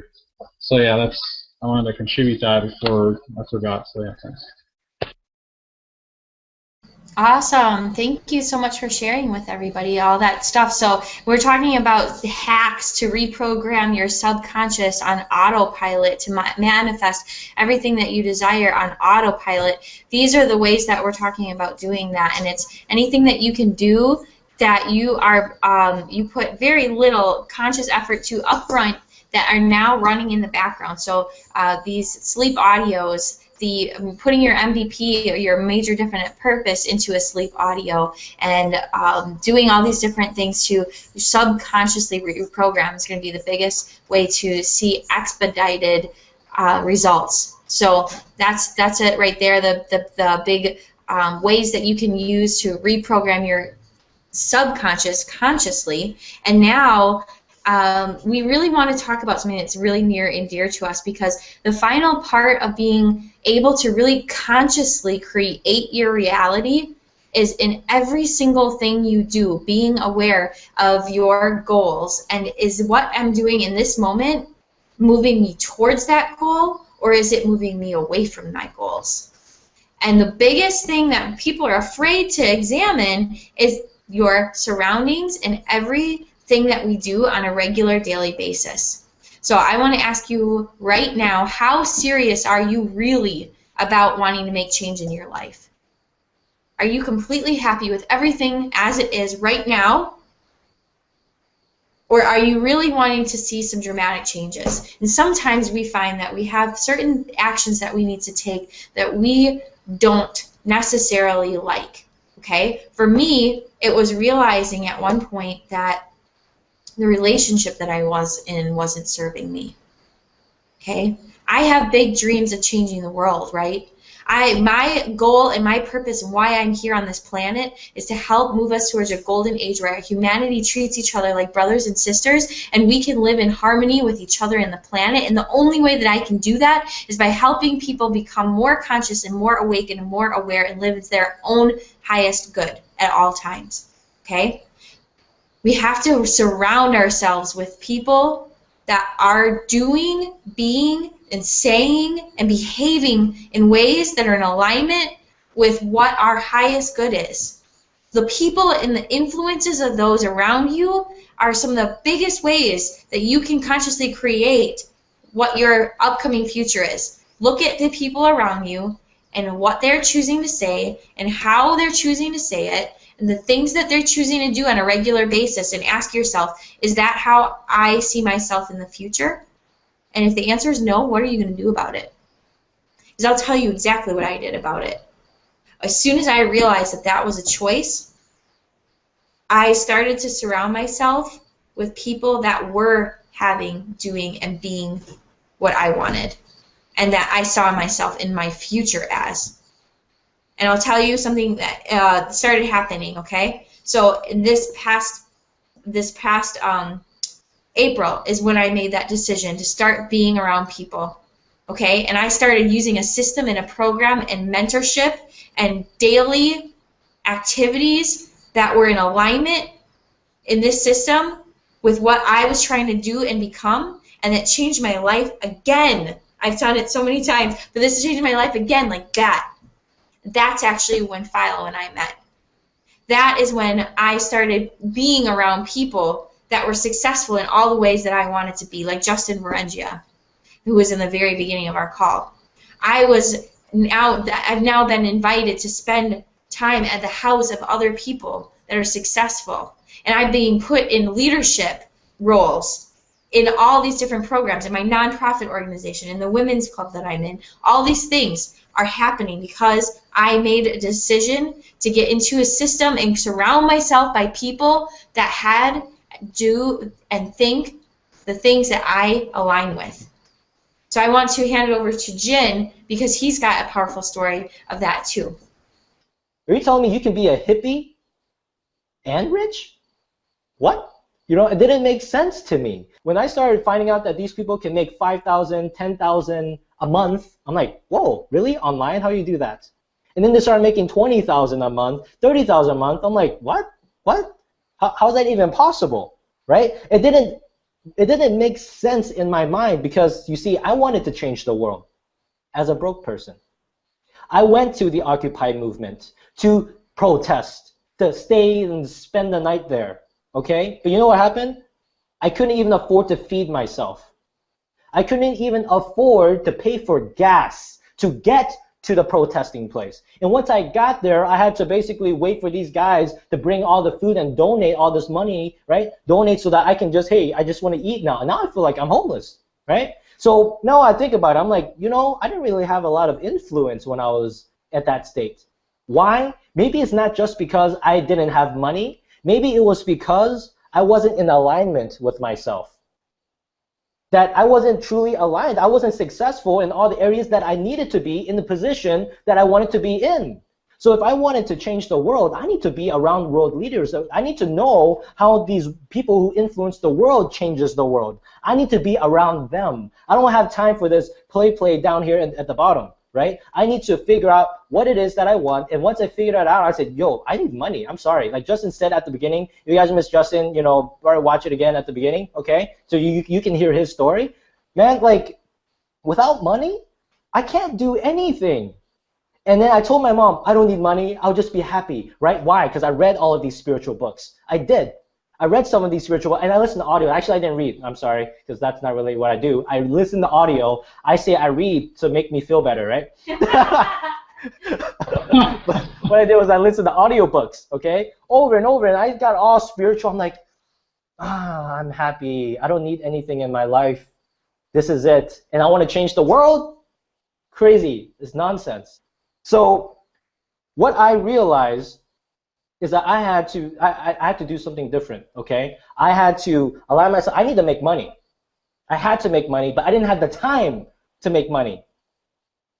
But now, there is some way for us to do that, so that way we can have our basic needs basically met, or as we're growing, we're surrounded by all these people, all these successful people, all these wealthy people, and we're hearing them over and over and over, just like you guys are listening to us right now. That's reprogramming your mind so that you can be successful. You see, that is what I feed my mind with. I feed my mind with successful, like basic inspirational talk and things to make me a better person all the time. I blocked out the TV. I blocked out all these negative people of my life. I know sometimes it might be difficult to do, but you know what? My vision is too big. My vision is too big to change the world, to allow something so small, like negative people, to bring me down and not fulfill my mission in life. Okay? So for me, damn, I hated money. I hated money, but you know what? I had to come to a realization that, you know what? With making minimum wage, I can't do crap. I can barely afford, I can't even, look, right now, okay, no, in the past, I could barely afford to support myself when I was single. How am I supposed to support my significant other? How am I supposed to support a family? A lot of people, maybe even watching this right now, you have a difficult time supporting your family. So how do we find the time to even work on our minds, to work on developing it, to guard our energy when we're at work and we're around all these negative people, okay, that's just constantly like we're battling. So you come home, okay, let's say you try to listen to positive stuff, but then you go back to work, and I'm not saying anything wrong with the work or something, but I'm just telling you like it is, right? Then we go back to all these negative people. It's like we're battling, we're like going back and forth, back and forth, back and forth, until I say, you know what, screw that, you know what, I don't care if I die. I am gonna pursue my dreams no matter what. And now I can empower other people to do the same thing. I can empower other people to figure out who they really are, because that's why we're here on this planet, is to experience who we really are through community, through other people. By helping other people, how do you feel? When's the last time that somebody said, you know what, thank you so much for changing my life? How did that feel when you changed somebody's life? How did that feel when you transform somebody? So now I'm actually in the position to change lives, a lot of lives, like hundreds and thousands of lives that I've never been able to do before. And I wouldn't be talking like I am right now with this much passion if I wasn't around these successful people. And basically right now, we just want to let you guys know, you know what, we are a part of a business, okay? Of a business that's, I've been in businesses before. I've been in network marketing. I've been in all of these deals back and forth all over this way. But have you seen any other network marketing deal that talks about life like the way we are talking about it? Honestly. Do you know, have you seen any other place, any other business opportunity that actually focuses on personal development and finding yourself and finding your purpose in life like the way that we are talking about it right now? I would not be where I am right now if it wasn't for them. That's why I am stressing the importance of being around successful people, and maybe even start working towards your dream. And maybe your situation right now, you can't do that. And maybe you want to start doing something to work towards your dream. So maybe you have to stay at your job. You know what? That's fine. But on the side, you should definitely work towards your dream so that you can put aside what you don't want to do and start living the lifestyle that you want. Because right now, I am traveling the world, which is my dream. I got to go to hot springs. I just get to go to mountains. I get to do whatever the hell I want every single day. And I choose to design my life. I am really passionate about this. Why? Because I know how it's like to be on the other side, and I know a lot of people, they're like, well, I don't want to do something different. That's such a big commitment. Or, you know, I don't like these internet marketing deals. But you know what? Maybe it's time to do that. And actually, I'm going to open it up to anybody else. Yeah, Jim, I don't know if you even mentioned what exactly it is that you're even talking about, so maybe you should give a bit more description. But what it is that Jen is talking about is something called Empower Network, and if you've never heard of this, this is pretty big. Because of this business, I've been able to quit my job and literally make the decision, okay, I'm going to go live with the people that get the results that I desire. I can go live with them. That's hugely, hugely powerful in my ability to transform my life by transforming my environment. The people that I spend time with become me. I saw Jin and I saw Jess, and they were having the success that I wanted with their online business. I made the decision to go live with them, and now I do. And now my life is transforming every single day. It's better and better and better. And if it wasn't for Empower Network, I wouldn't have anything that I have right now. It's completely changed my entire life by me being able to surround myself with the people that I need to surround myself with. Completely a game changer. You guys, I can't even say enough about it. It's ridiculous. Maybe someone else should chime in now.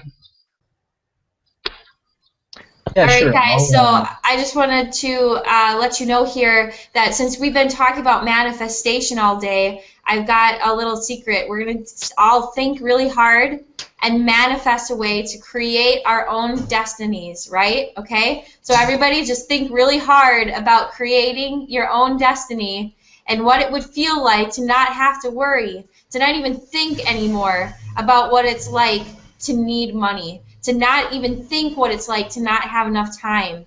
Think of yourself in a situation where you had all the money you needed, you had all the free time in the world to spend with whatever it is that makes you passionate.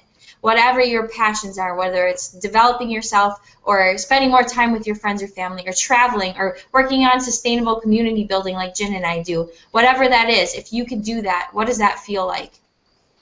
It takes thought, it takes emotion, and the final piece is action. Do you deserve to be happy?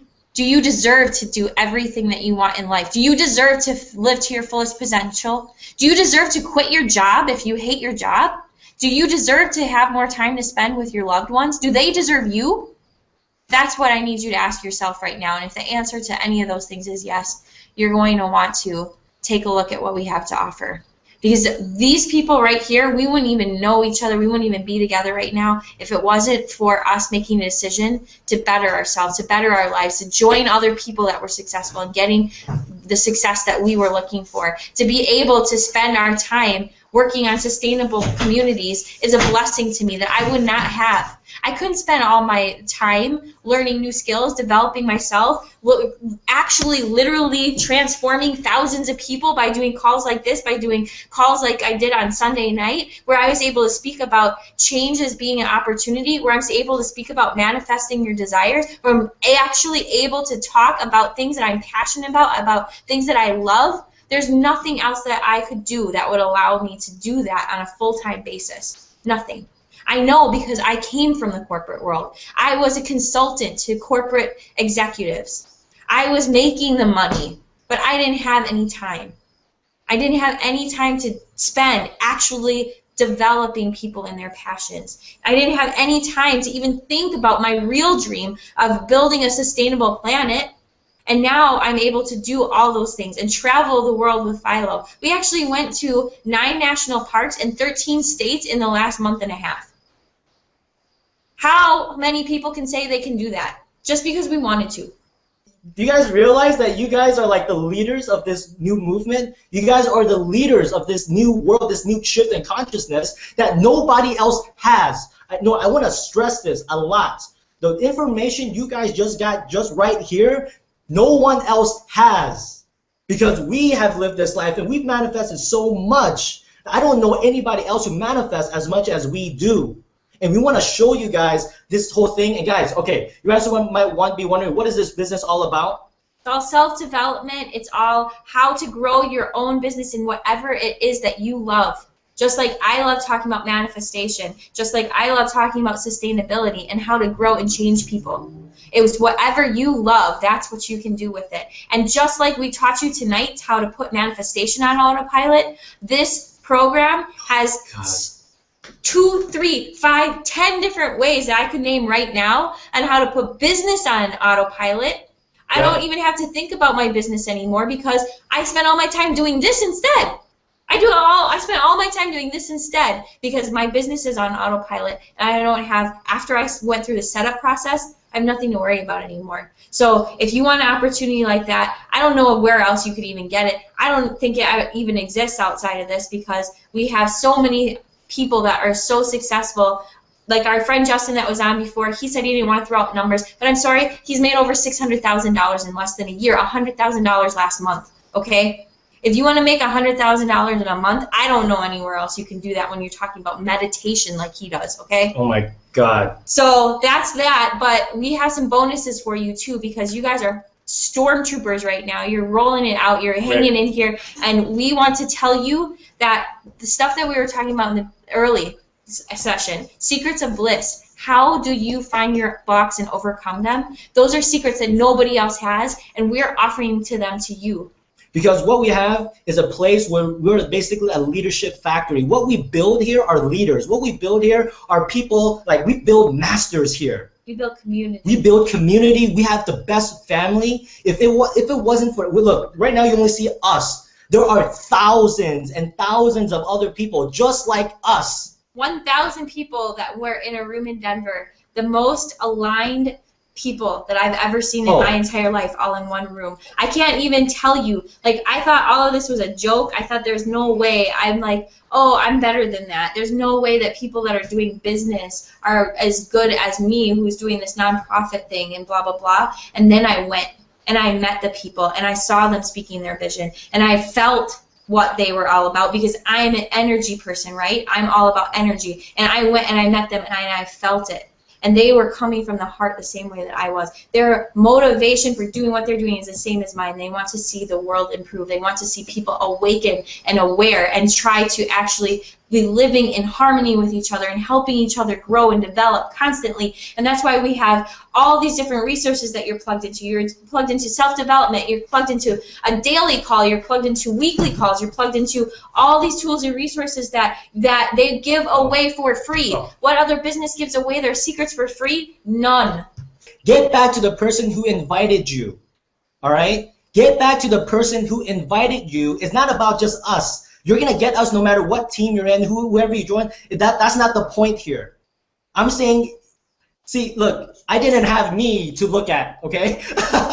There was other leaders before me that I learned from, and because of them, they are way even more well-developed than I am. Guys, I'm only the beginning. Jess is only the beginning. Philo and Barry, they're only just the beginning. There are people who are surpassed where we are at, and that's what we want you guys to listen to. So it doesn't matter who you join. Get back to the person who invited you. There's going to be a join button, okay? It says join the freedom movement because we believe that what we are is a freedom movement.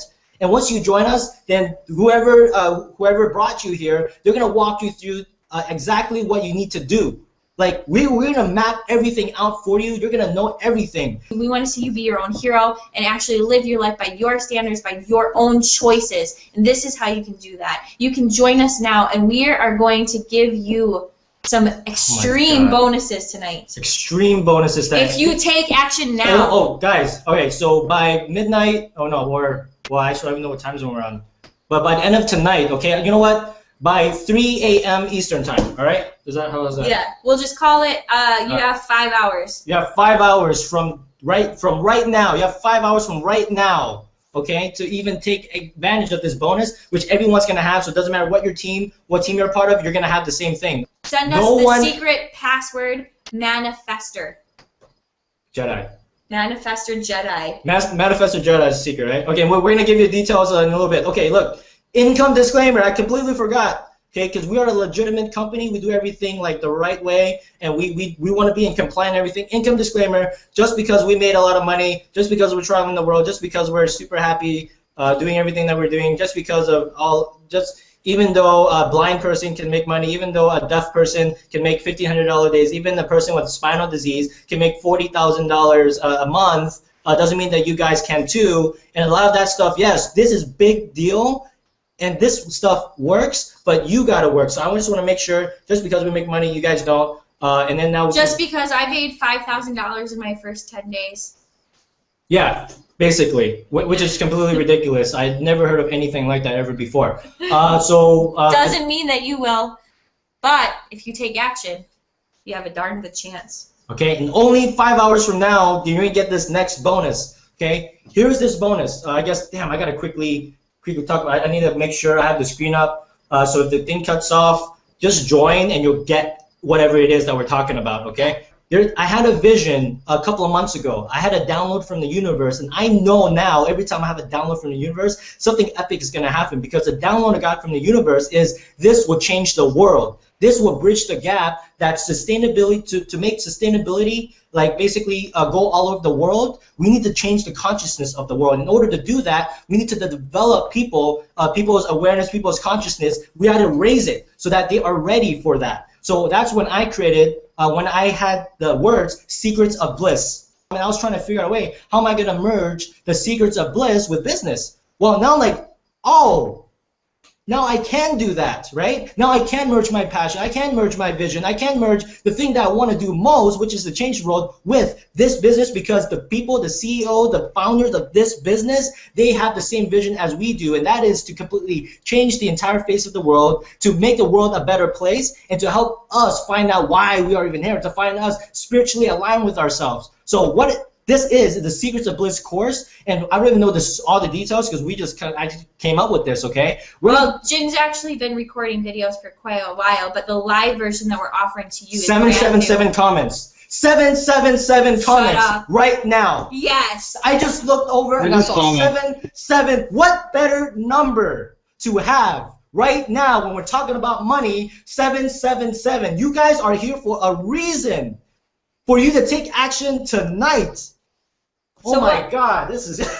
So what you are getting is a rare one-time opportunity to join our Secrets of Bliss free online live interactive training course. Yes. We will personally coach you. We will personally help you find your blocks. We will personally help you uncover your fears, make your plans, discover what your passions are, find what your vision is in life, set your goals, because we know it works, because we do it every day, because we help all of our friends and family do it, and because we love you, because we care, because we want to see the world transform, and the only way to get you there is to bring you with us. So if you are here right now, you are one of the winners. You have gotten a golden ticket. Please take it. Yes, and also another thing is, once you sign up, then basically you're gonna have an orientation, okay, with the person who invited you. They're gonna walk you through everything that you need to do, your welcoming thing. You'll know exactly everything that you need to do, so you don't have to worry about that part, okay? I only want to work with people, and the people who invited you only want to work with people who take action and that they're serious about changing their life, and not just sitting around, listen to motivational talk, listen to inspirational speaking, and not want to change, physically do something about it. And right now, by you guys actually doing something about it,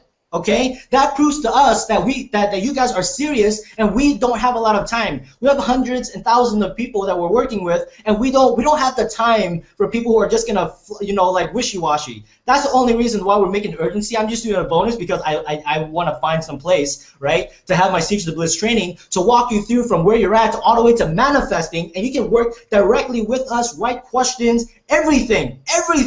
You can even do like anonymous questions and everything, and we're gonna address it in a live call or a hangout or something that only you guys have access to. No one else will have access to this outside of, if they left, I'm sorry. So I already changed a lot of people's lives, and so has Barry, so has Philo, so a lot of these people, and we are gonna be there to walk you through everything.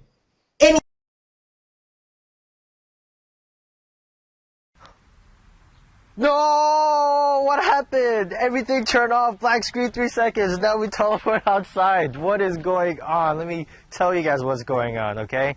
I was talking all hyped up, I'm pumping myself up, and then all of a sudden I see off air, right? And we started getting messages from people. Say, hey, everything turned off, people were crying and everything, and like, what's going on? Our entire panel, everybody were getting messages, and then we realized we were talking for like 3 to 5 minutes afterwards, right? And nobody was listening to us. So anyways, this whole video I'm shooting right now is going to tell you exactly everything that you need to know, okay? Now, first off, there are people who actually couldn't make the live event, right? They couldn't make it, but they wanted to make it, but for some reason, we have people all over the world watching this, And I think some people just said, you know, I'll be sleeping at that time. It's like 1 a.m., 2 a.m. In the morning, so they couldn't watch it because they have to wake up for work for the next day. And then just other people, you know, things come up and they can't watch it. And they're just like, hey, is there a replay? And then some people who watch the replay and then they want to take advantage of the bonus, but they don't know if they were able to. So there's just one message that I actually got from somebody from another country. I don't know what country it is because I couldn't even pronounce it, right? And she said, hey, I really wanted to watch this, and I'm really interested, but our entire, like, location, whichever is, like, country or state or whatever, it was underwater. Like, 60% of it is underwater. To have, like, severe weather, and she still wanted to watch it. So I'm like, my heart kind of sank a little bit. So I said, you know, we have to fix that. You know, we want to. The purpose of what we're doing here is to help change the world and help change you guys and give you guys the opportunity to take advantage of everything that we have here, and also to learn as much as you can so that you can live the lifestyle that you want.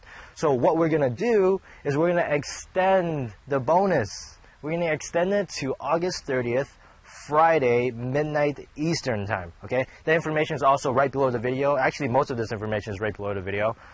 So make sure you read that, and then so that way you know how to take advantage of it. Now, first things first is the business part, right? Some of you guys are like, okay, what business guys are part of? All right, look, I am a part of a business opportunity, and if you're ready to join, if you already know what it is, and you're ready to join now, okay, because you want to take advantage of our bonus, then make sure you click on the Join the Freedom Movement button below, okay? It's only $25 to get started, okay? Get started there. If you don't know what it is and you want to know more information, I actually want you to introduce you guys to our mentors who made all of this possible, okay? And because their vision is basically very similar to ours, and that is to change the face of this world, okay? And they're doing that, and we are changing the world as we speak. But I want you guys to hear their story and then basically what this whole business is all about. So there's actually a video button. Just click on that to find out more information. And if you still have more questions, if you have more questions, then we have a FAQ page, right? Frequently asked questions page. The link's right below too. So just click on that. They'll answer basically like 95% of your questions. Alright, so now it's a Secrets of Bliss live coaching and what that entails. The only difference is that now we basically extended the bonus period, right, for you guys to actually take advantage of that. And that will be again August 30th, which is a Friday by midnight Eastern time, which means that you got to sign up, right, click on the Join the Freedom Movement button. You go through that process, you sign up so that you can take advantage of that live coaching. And then basically you have to follow the instructions below, okay? Which is the instructions basically says to send an email to blissfulprosperity@gmail.com. You want to send in your user ID, your sponsor's user ID.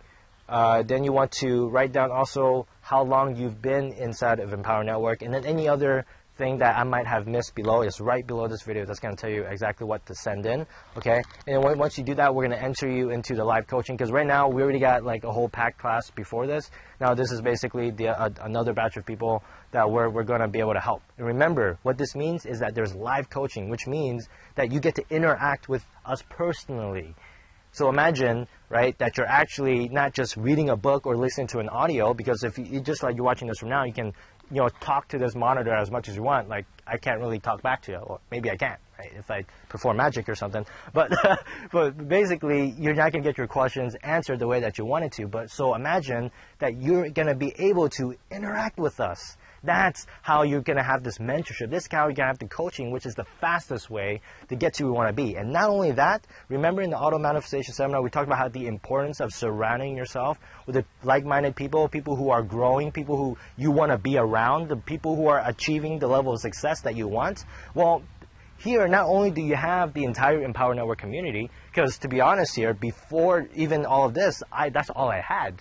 Right? But now you guys are going to you're going to have access to the Secrets of Bliss community, who basically are very dedicated to reaching bliss, to manifesting, and just by being around them, you're just going to manifest so much faster than anybody else. Okay? So take advantage of this, guys. Let me take a few moments here to see everything else I forgot, and I don't think so. So that's it. Take advantage of this. And I'll see you guys on the inside. Bye.